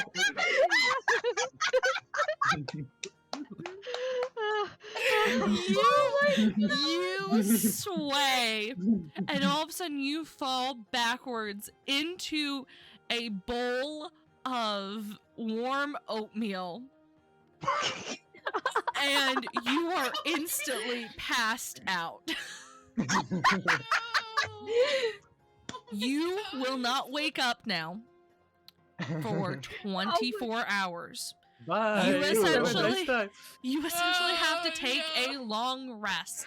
And when you awake, you will have 1 level of exhaustion. Mm-hmm. You are very lucky. You fool. I could have given you 2, but I will be nice here and give you 1 level of exhaustion. I mean, 1 with level of 24 hours rest. exhaustion.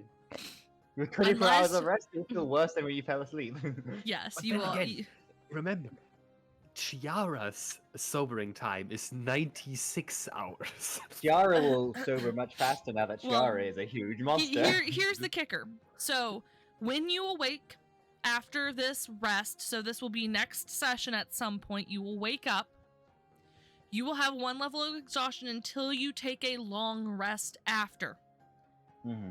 1 level exhaustion means you have disadvantage on all ability checks. Oh. Oh. And Ooh. it's like 2 levels of exhaustion double disadvantage? No, each level of No. exhaustion is a different effect. Yeah, I can look it Ah, up. I okay. have a table for it, so give me a second and I will give you your table. Disadvantage 2 levels of fucking exhaustion is your sucks. speed is halved. 3 Three level is 3 is attack rolls. disadvantage. 6 levels of exhaustion. You're dead. Exhaustion is death. It is instant death. Oh, if Crow is passed out, does that mean the concentration on enlarge drops? Yes, it does. Damn it. Oh no! You watch as soon as he passes out. All of a sudden, Chiara goes from being super, super big to super, super tiny, and you fall so many feet. Chiara, I'm gonna have to roll for damage. Can I not use any spell to save me on my fall like Gus? No, because you are drunk yourself. God damn it. You take 7 points of damage. is- Oh. This is why we don't use magic while drunk! 7 points? In my 7 defense, points of I was damage. left It's not good unsupervised. cast. This is not how I was intending Drunk Crow to be, but okay. Looks like this is him now. No one expects always expect the unexpected. Also, like, just to recap, for all the people that were just sitting on the side chilling, basically, normal-sized Crow just cast a spell on tiny Chiara, therefore becoming small, making Chiara very tall for a few seconds. Then now tiny Crow passed out, and Chiara turned back into normal size and fell onto the table. This is what we've how do just I- seen in sequence. How do I turn myself in- small? In the course, by the way, this happened within like 5 seconds. By the way, Oh my god. this was in quick succession of each other. You just hear You a hear a painful As, yep, and a painful owl. and the table just kind of shakes a little because it was kind of tipped because Chiara was already sitting on it, and she is now her face is flat on the table. Is she on a? Is her face full of pie or something? She Yes. fell into a pie. Yes. He fell into a pie. Great. At least she tastes the pie. What kind of pie is it? It's a nice cream I just pie. imagine. No. Nessie. She does say "ow," but at least she's enjoying a little bit of the pie before trying to rub it off. No, rub it off! No! You guys are the worst! No! Christ, woman. What the hell? Oh my god. Okay, how cursed are we going to make this? What I can't even right now. This session has been one clusterfuck after Oh another. my god. I would like to. I would Jonathan like is just to point watching. out that this Sorry. drunken sequence of people drinking and making con saves has gone on for about 30 to 45 fucking minutes. Isn't it great? Yeah, It's great. It's actually been almost an hour. Jonathan at this point is looking down at his food, and you can tell from looking at it, he is seriously contemplating taking the plate somewhere else. I'm going to cast Sending. Why Another are you drunk casting fast. a spell? Why? To send a message to Jonathan. You're sitting next to him!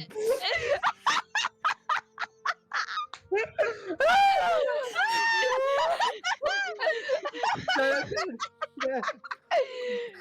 Owen sends a message to Jonathan, I'm eating. I need help. You're literally fucking next to me. And this is how I'm gonna do it. Roll a con save. Okay. Oh my god. I had a horrible 17. idea, which I'm not going to tell The Nessie, problem otherwise is- she might do it. Nessie, can I spend a fate point to make Zeta reroll? No, it has to be himself. Aw. Unfortunately, your DC is high right now because of how drunk you are. And instead of casting the spell, Jonathan, you look over and you see Zeta kind of mumble something. You watch as Owen kind of does the hand movements that come with sending. You know, like the weird hand movements. And then he kind of looks at you and he says out loud, sending you a message. Send your message, but you're speaking it out loud. Yes, yes. We should get a group vehicle like the mystery machine from Scooby Doo.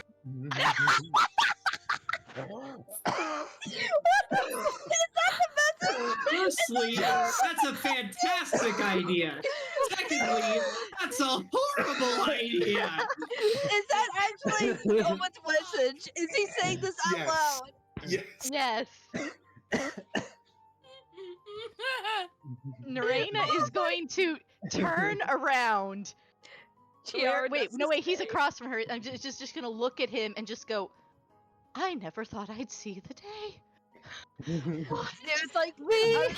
Fuck.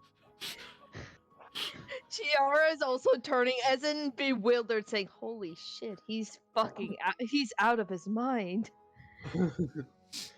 He's goddamn Earth is drunk. just gonna make like a non-committal, like, is that so sort of noise, and then turn back to his food. Just pretend nothing happened. Anyways, we are going to move from this crazy situation. Yes. Oh my god. And we are going to go back to the... Where is the map? Where is it? Fuck. We're gonna go back to the Shepard household. You guys have sat down and enjoyed kind of the little snacks around. Finally, your father comes back with a bottle of nicely aged wine and hands it over to you. But before you fully grab it, though, he kind of grabs it back and points. Now, do not chug this. This is of my good stock, and I'm allowing you to have the bottle. Understood? Oh god. Yes, face. Dad. And then he hands you over the bottle. However, right at Thank that you. moment, you hear a knock at the door. Should I go get that? Sure, darling. Go ahead. All right. She'll get up and go answer the door. As you open the door, you are greeted with both of your grandparents standing there.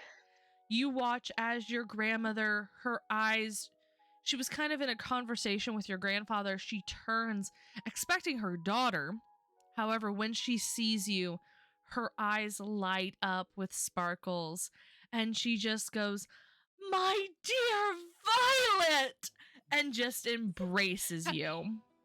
Aww. She will immediately hug back and just like, "Hi, Grandma." Oh, my dear, wonderful. Oh, I am so happy to see you. Surprise!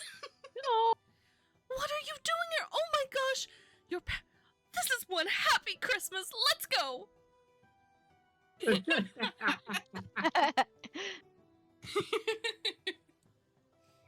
I like this granny. Happy grandma. Yep, she's gonna.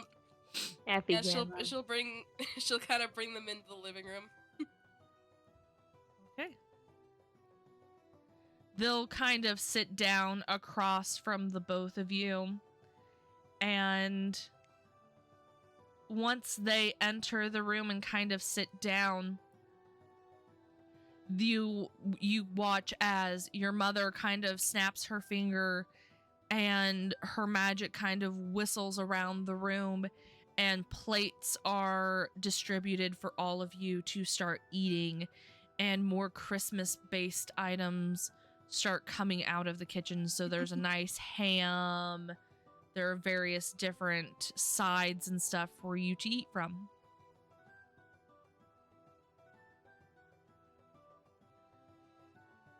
Is there like a fish anywhere? Cause dietary shit. Yep, there seems to be some fish items on the table also. Okay, she'll leave.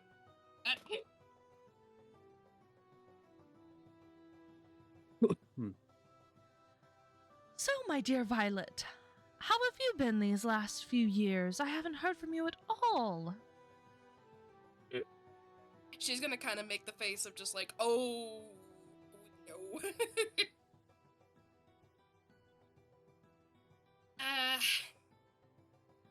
I've kind of been running. Running, dear, from what? Well,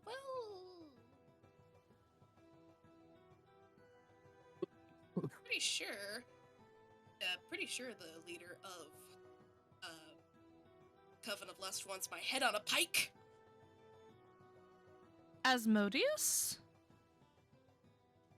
I don't know, maybe her. I know Kaname definitely does. That seems quite odd. What did you do? I kinda left. Oh. Like, broke away. Left. Your mother said that you were moving around a lot, but I didn't assume that of all things. Why did you do that, Yeah, dear? No, do you want the short answer or do you want the long answer? Any, I guess, answer you deem that we should have? Well, I guess the long and short of it is I didn't belong there. I truly felt like that was not where I was meant to be. Sadly, though, the higher-ups did not agree with me and decided that for my defiance, I deserve to be thrown to the wolves. So I have kind of been avoiding anyone that was trying to catch me. I Most recent being a see. couple of snatchers.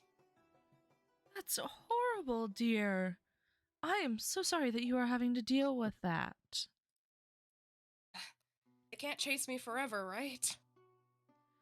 I don't know. Demons and devils live forever, so...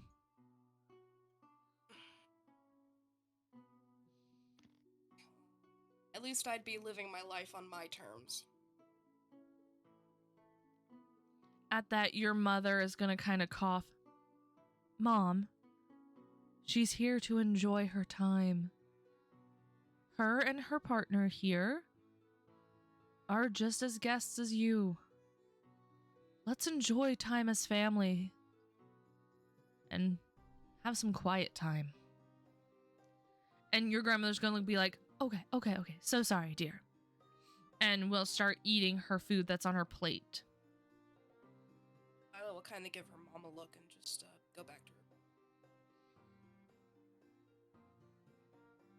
After a while, the plates start to clear themselves up, and you watch as some nice wine glasses get brought in, and a nice wine is poured for each person here.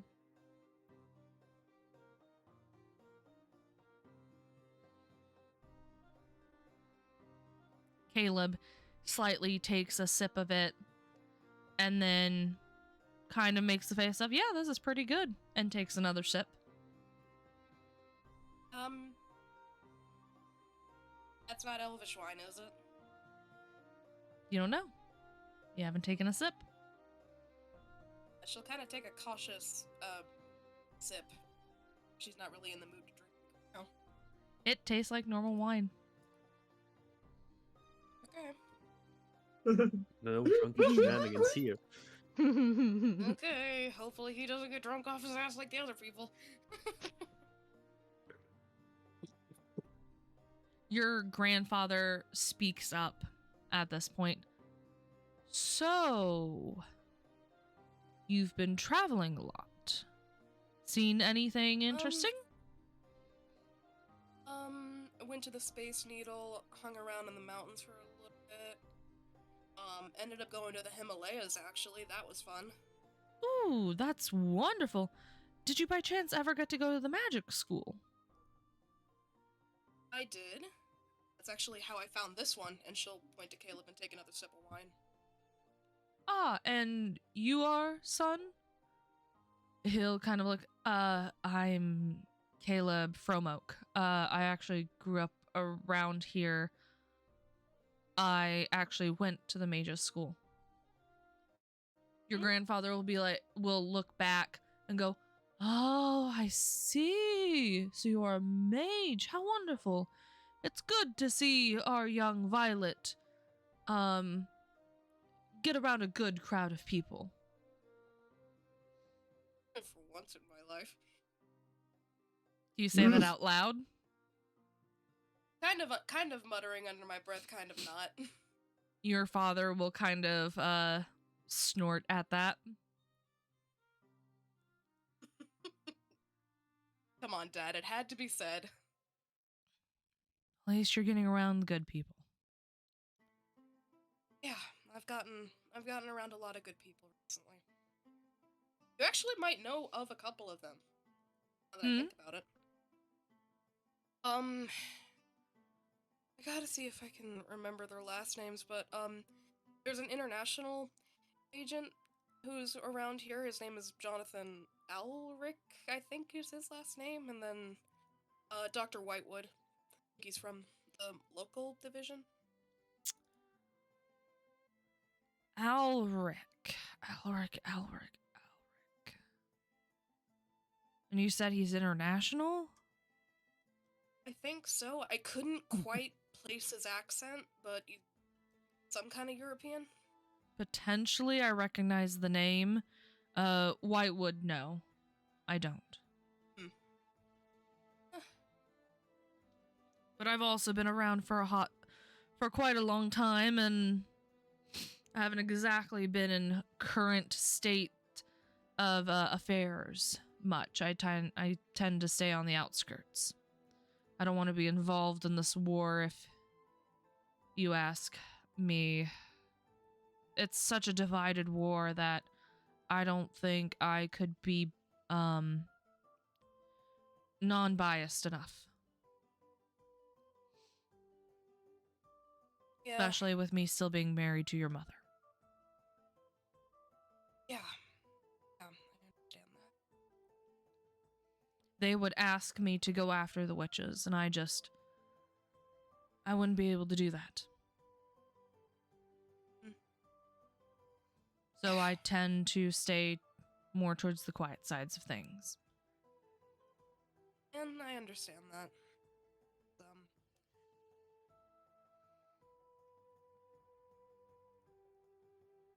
I'm not sure how I can word it, but did I drink more than I thought I?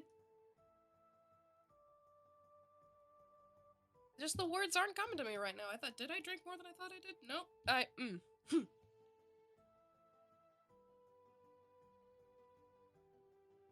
Dad, don't mind me. Your daughter is slowly losing her mind, and she's just gonna take another sip. At that, Caleb will kind of speak up. If you ask me, this war is no longer black and white. There is so much more gray involved than I care or like to admit, sir. After meeting Violet, my thoughts on a lot of stuff has changed. Potentially, if Violet can get out, that means other people can too. Your family has. Which means there's potentially more people like all of you out there. Which means the Coven isn't as strong as they think they are. Violet's gonna kind of shake her. Not so sure there are any people like my family. I mean, You're going in and out. I was in that Coven. Do I seriously need to fucking... I said, anyway. Do you see how close I sit to my microphone? Yep. I have my gain boosted to high heaven. I was shrimping, okay? I was trying to de-shrimp. You can no longer be shrimp.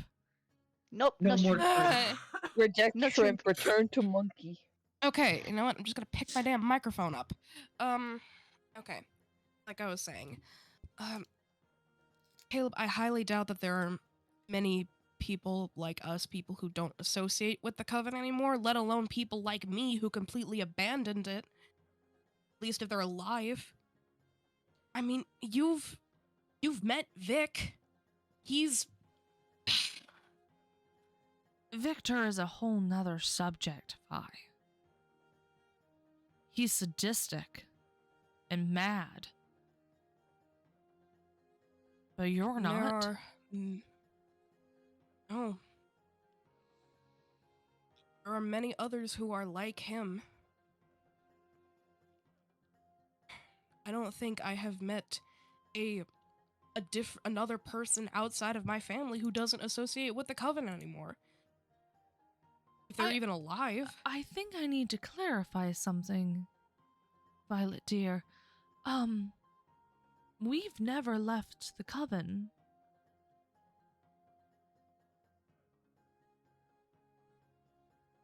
I just am too old to join any of the events anymore. And your mother just has chosen to not go to events after having you, because she had to focus on raising you.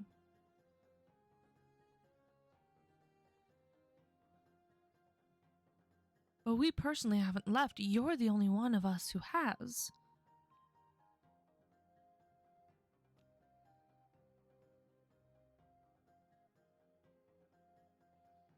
She will pointedly not say anything towards that and just take another sip of wine. I hope you find peace, darling. And I hope that you're sure about your path in the future. You do know that no matter what happens, you are supported here, with whatever decision you choose. I hope that I instilled those thoughts on your mother, and I would hope that she did the same to you. I will be at peace when psychopaths stop chasing me.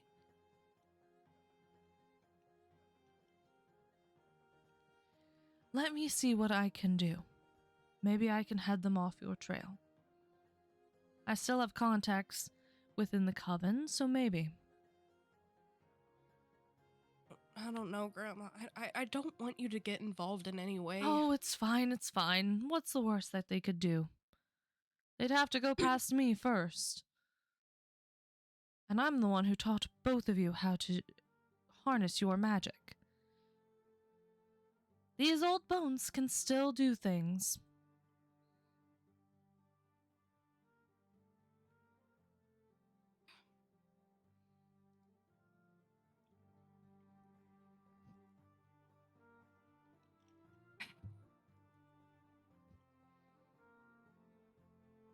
Going back to what I was saying, like, I highly doubt there's gonna be anybody who's like me. Oh. You never know, dear. That might be something that you want to investigate further on down the line. Now, let's not talk about all this dreary stuff. We are here to celebrate Christmas. And, unfortunately, I do not have presents for either of you. However, I can give you coin for you to get your own presents. And you are not allowed to refuse either of you two. She will go into her purse that seems to be almost endless and grab out 2 bags of gold coins and hand it to you both you and Caleb.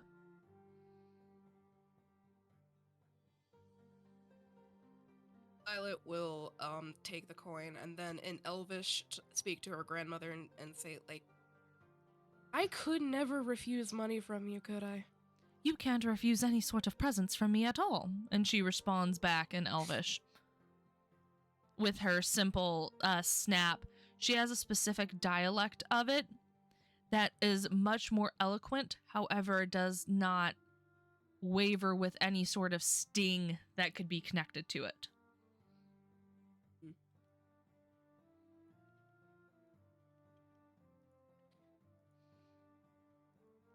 Actually, there is one thing that something is sticking in my memory, and I don't know if this is real or not. I may have seen it but did I used to have a flute at some point when I was a kid? I believe so, dear. You left it at our place, I believe. You used to practice it all the time. I can have it sent to you, if you'd like. That'd be nice. Actually. Your grandfather and I are not staying the night as I have various things in the morning to take care of.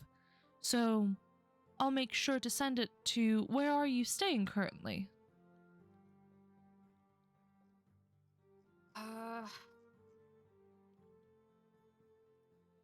Fuck, I can't remember the name of it.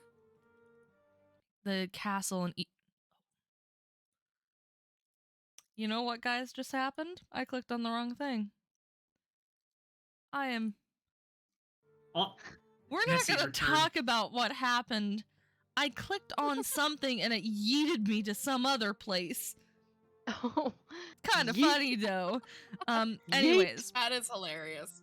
She's going to look at you, okay, and the place that you are currently staying is the castle in Il Satora. It is the castle of the King of the Elves. She'll kind of look at her in like a sheepish tone, like, Castle Ilsatora, home of the Elvish King. How did you find yourself there? Oh, Yes.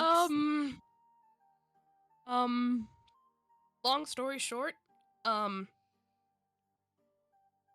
got caught up in some shit. I'm currently with a large group of people, and we are trying to investigate things ourselves, helping out Vampire Hunter Society, and we ended up getting magically yeeted from the magic school to the castle at Ilsatora, and that's about the long and short of it. And she'll just like take another big sip of wine.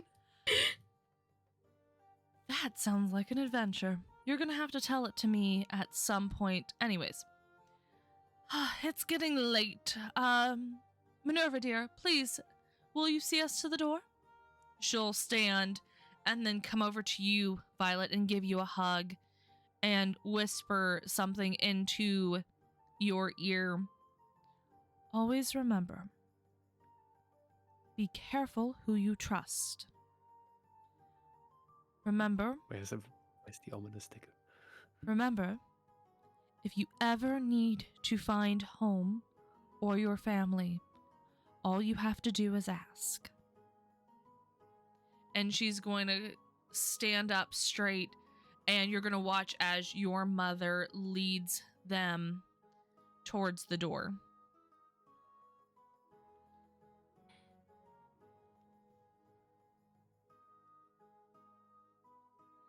Leaving the three of you in the room.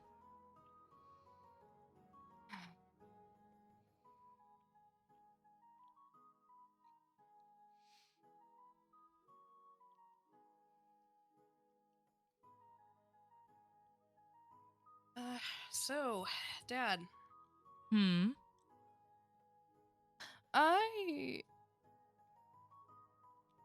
Did you already give Caleb the old "don't hurt my daughter or I will end you" conversation?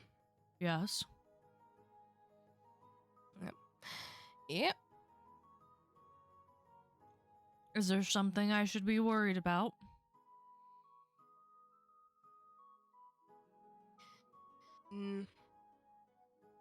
I don't think at this moment. No. Caleb is gonna kind of look at you. What do you mean this moment? That means you're assuming that I'm going to hurt you. Do you realize my life is on the line with you saying that?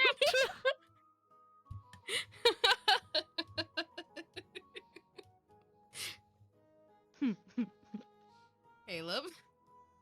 Yes, my dear? darling. Yes, love. Your anxiety is showing. Calm down. Is it? I wouldn't have guessed. Well, considering that your hand is shaking and you're just about to break that glass in your hand. He puts down the glass onto the table and just puts his hand in his lap. Yeah, Violet's losing her shit at this point. At the after a minute, your mother comes back into the room and sits on her couch that she was sitting on originally, and she looks at you losing your shit. Did I miss a joke? You missed me messing with Caleb. I see. So, hey, I have a flair for mischief. You do. You get it from me, unfortunately. So, this means that you need to go back to the school then? No. Or, I mean, Actually. the castle. Yes, actually. I have a couple of people that I want to celebrate with since they're not celebrating with their family, if that makes sense. That does make sense. So, do you need a teleport to get there? Yes. I think I can manage. It was lovely spending the time with you, Vi. I wish you would come back home some more. I wish I could, but it's hard to think about that when you have snatchers running after you, a crow squawking in your ear, and now a boyfriend who is currently trying not to die. Sounds fun. Oh, you know me. Okay. Let me get that teleport ready, and we will see you off then. Your mother will stand, and she will go over to the tree in the corner and start writing runes in a circle. As you watch as she finishes the circle, a giant portal opens up. She'll walk over to you and embrace you and give you a tight hug, where then right behind your father will then also embrace you. When you hug him, he smells like his usual tobacco and light hint of whiskey on his breath. He kisses the top of your forehead and then hands you his hunter badge. He puts it into your hands. If you ever need me, just hold this tight. I'll come to you no matter where you are. Okay?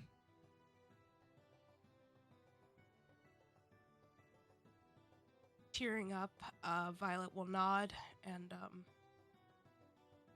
say, "Thanks, Dad." Of course. Now, off the both of you before I actually shoot Caleb. Dad! And he will kind of push you guys towards the portal. Yeah, we're going. And you guys walk through the portal. Now, let's go back to the final group of people who are not at the castle.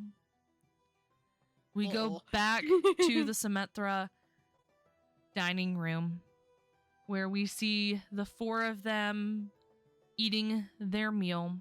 At this point, you have started to finish up your meal, and your stepmom starts to clean up the plates. Your father kind of clears his throat, and he looks at the two of you. Now, it seems odd to me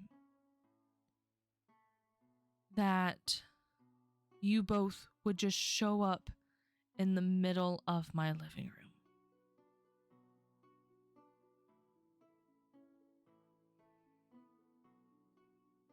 Without warning, too. Without a call. Let's take a smoke break and talk about it. I'm okay with that. And he will get up from the table and head towards the front door.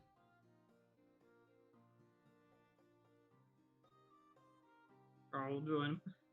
Okay. You guys head outside and sit out on the porch.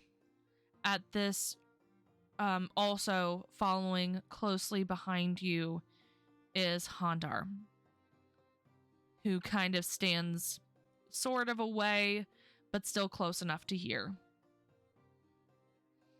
You need a smoke, mate? Fuck, I do. I gotcha.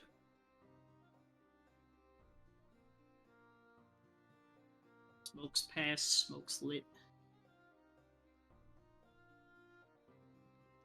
Dad, 10 years ago, when I left,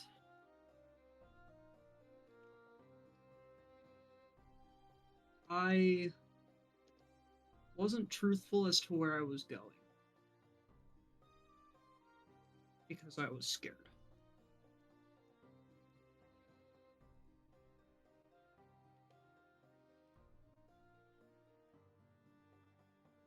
For most of the last 10 years, I've been living on Mount Everest,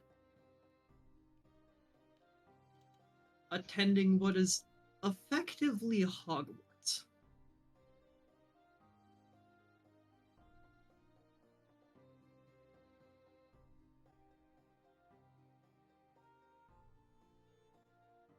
Okay.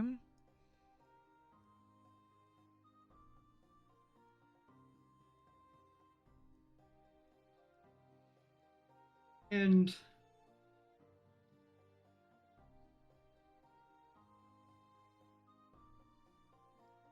appearing in your living room is exactly the correct terminology.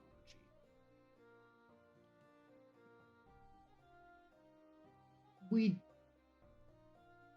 teleported him.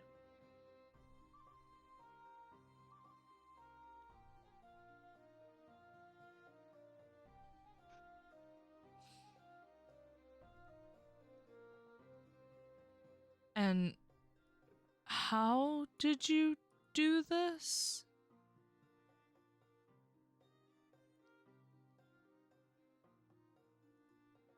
Magic. Magic isn't real, son. I'm gonna go ahead and pull out my knife, and in the same way I showed Hondar, summon an ice knife. Your father is going to look at it and slowly steady himself with his back up against the door. How did you?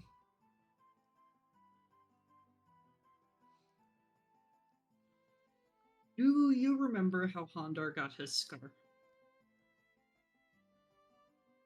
You said he fell out of a tree.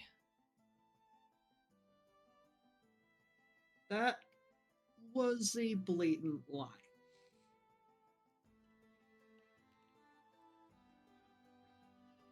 And I'm frankly kind of surprised you didn't see that from the start, because the scar is way too small to be from falling out of a tree.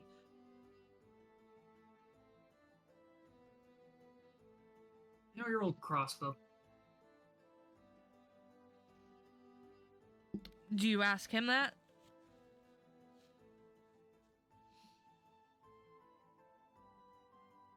Do you ask him for his old crossbow? No, I said, do you remember his old... Okay. He's like, yes, we got it. No, we found it burned to bits. So... It doesn't work anymore. How that happened... That's my fault.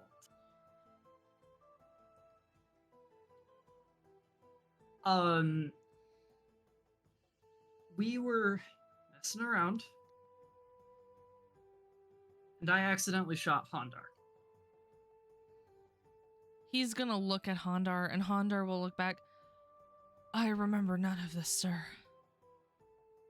For a reason.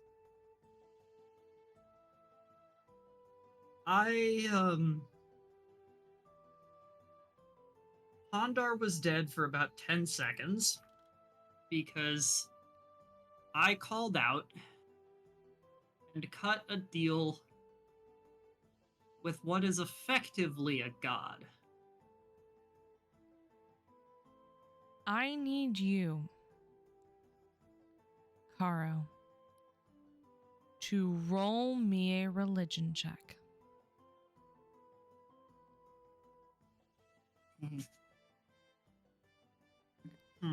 Yeah, Oof. that's a no. How's a 4? As you say this last statement, you feel a searing pain within your head. Okay. Not a god. You're not a god. Stop. The pain does not go away. However, as you touch the side of your neck / right behind your left ear, you feel as a scar starts to burn itself right behind your ear. It feels hot to the touch. It's red and inflamed. Oh, ow, ow. Not a god.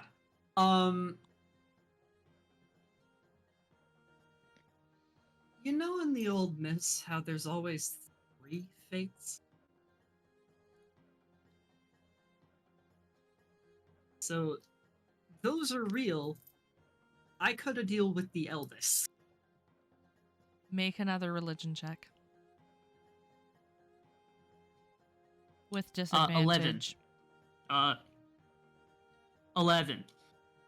Both 11s? Damn. No, I rolled a 9 and a 13. Okay. As you feel this scar, this rune, whatever is being burnt into the side of your head, you feel it starts to get hotter and hotter and hotter.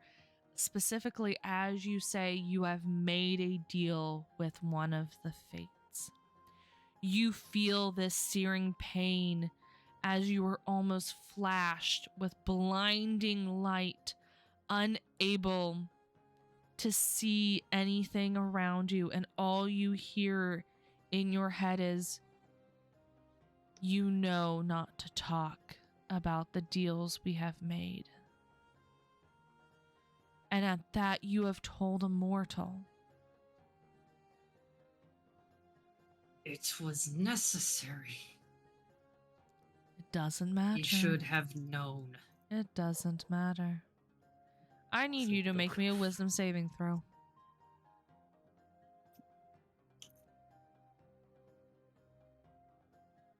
Wrong engine.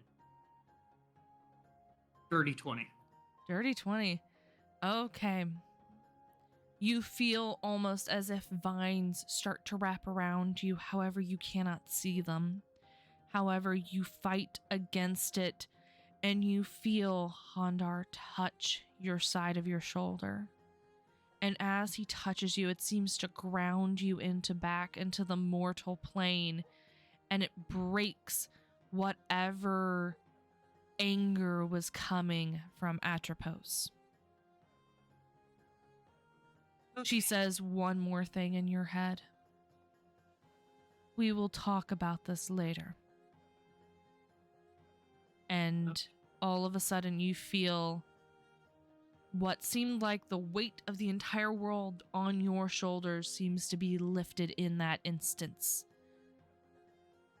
You still have that scar though, and you can feel lightly trickling down from it into the back of your shirt is a hot liquid. All you can assume is it's blood. Okay. So, I can't say any more about that particular topic.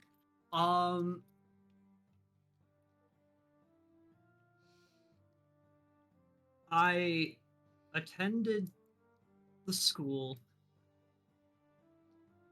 for the better part of the last 10 years, honing and fine-tuning my craft.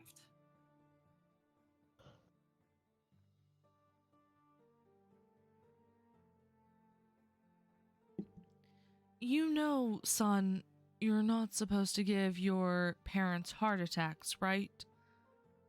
Yes, I'm aware. However, it's felt necessary.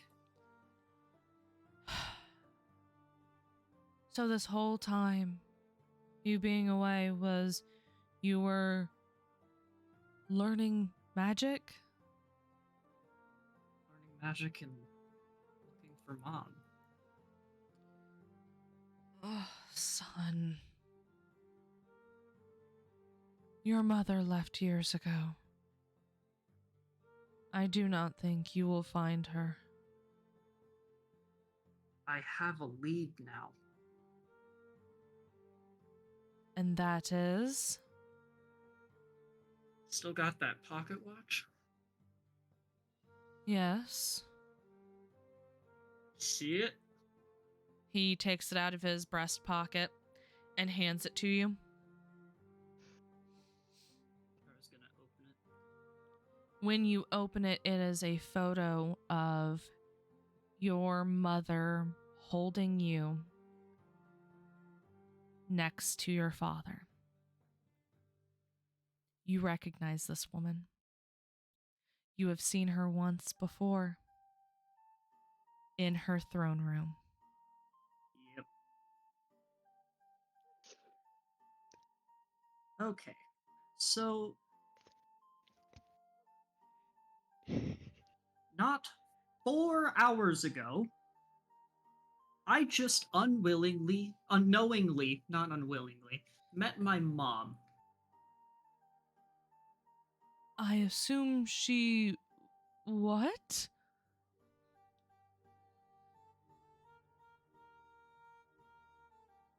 Oh, this is a nightmare. Where was she? How did you... Pondar, you know that woman we were just talking to? I think I'm understanding what you are putting down, Caro. Oh my god. I'm not human.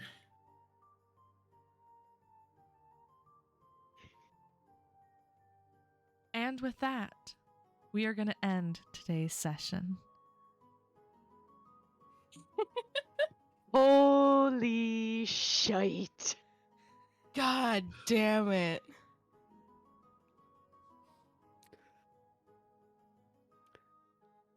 I just realized I basically spent most of the session just babysitting the drunks. You did. Yeah, You kind of did. I have achieved exactly nothing. It's fine. But then neither did the drugs. Fair. So, before I end fully today's session, I am going to need...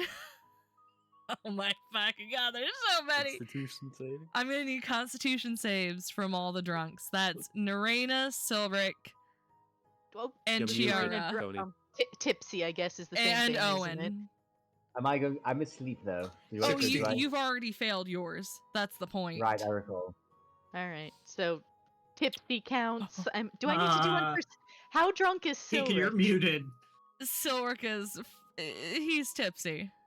He's tipsy Oh, as well. for fuck's sake. All right, you said con saving throw Con again, right? saves.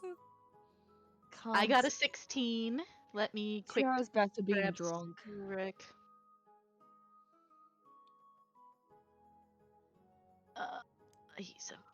He's not. Well, damn it. Oh, Jesus Work, Christ. computer, work. And for Silric... Oh, we both nice got 16s. 16s there. So, Everyone got a 16. everyone but Chiara. Pretty much. So, Chiara, since you're the only one who failed this, you just like Crow.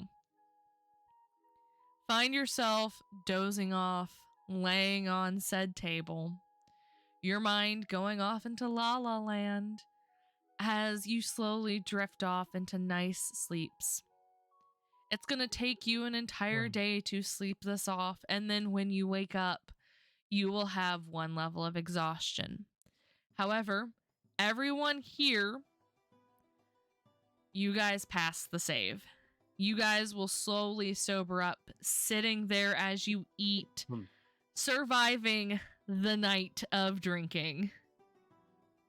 We were, at this point, I think we were day drinking. Yes, surviving the day of drinking. I'm assuming that Chiara's just gonna be on the table, like hands on hands on the table, just like curled up kind of thing. Just curled up. Poor Chiara. Neraina patting her back, like, it's okay, it's okay, it's okay, just sleep. I think she's like kind of a little bit. You just see that she's actually kind of happy, like she's just smiling as she sleeps. Like she had like some sort like this was what she needed. You guys did amazing. Today was a fun session. Today was chaos. Today was That was pure crazy. chaos. It's fine. That It's was fine. crazy. There may have It been was plans for amazing. today. I love this. You know, although to be Not fair, only getting it is New Year's, even though in game it's Christmas. But either way, holiday. You know, interesting holiday all around. There may have been plans for today, but those plans went out the window. Those Eh, plans went listen, totally out the window because you guys decided to take drinks of unknown liquids. I did no such thing. My plans went exactly as I intended. And Luckily, I'm, my plans don't need to happen on Squid. pretty sure Violet enjoyed her time with her family. So Yeah. Jared. Hey, I I was think, I was really happy with how Nessie played Violet's grandmother. That was perfect. Yay. It's absolutely wonderful. I love lovely. her granny. She's like one of those grannies that give you cookies and hugs for free. She Oh, literally is. I thought all grannies did that anyway, or most Apparently of them. they rather, but did. Like anyway, So, more Going- shenanigans next week. more shenanigans next week. We'll see how much you guys get into. Oh, poor Crow. He's laying on the bed. oh my god! Tony has officially died, is what we have found out. He is legitimately Oh, no. playing his character. He is full on meta. I can play my character too. There's a photo I in didn't realize. there's a photo in chat of like actual Jonathan and him Live just Jonathan reaction. There are two of them. there are Yeah, two that's of them at true. this point. Jonathan's reaction, the face cover. I watched that live happen and that was just there's no way to describe it any better than those just Jonathan. It's being fantastic. done. It's fantastic. It's perfect. So, depending on how you guys do next week, you'll either have the ball next week, like towards the end of session, or at the beginning of the following session. It just depends. We'll figure it out. I We'll figure it know, I know. JH just wants this fucking ball. Just get it over We with. all do. We all do. You guys We'll have get shopping there. trips. I've got shit to do first.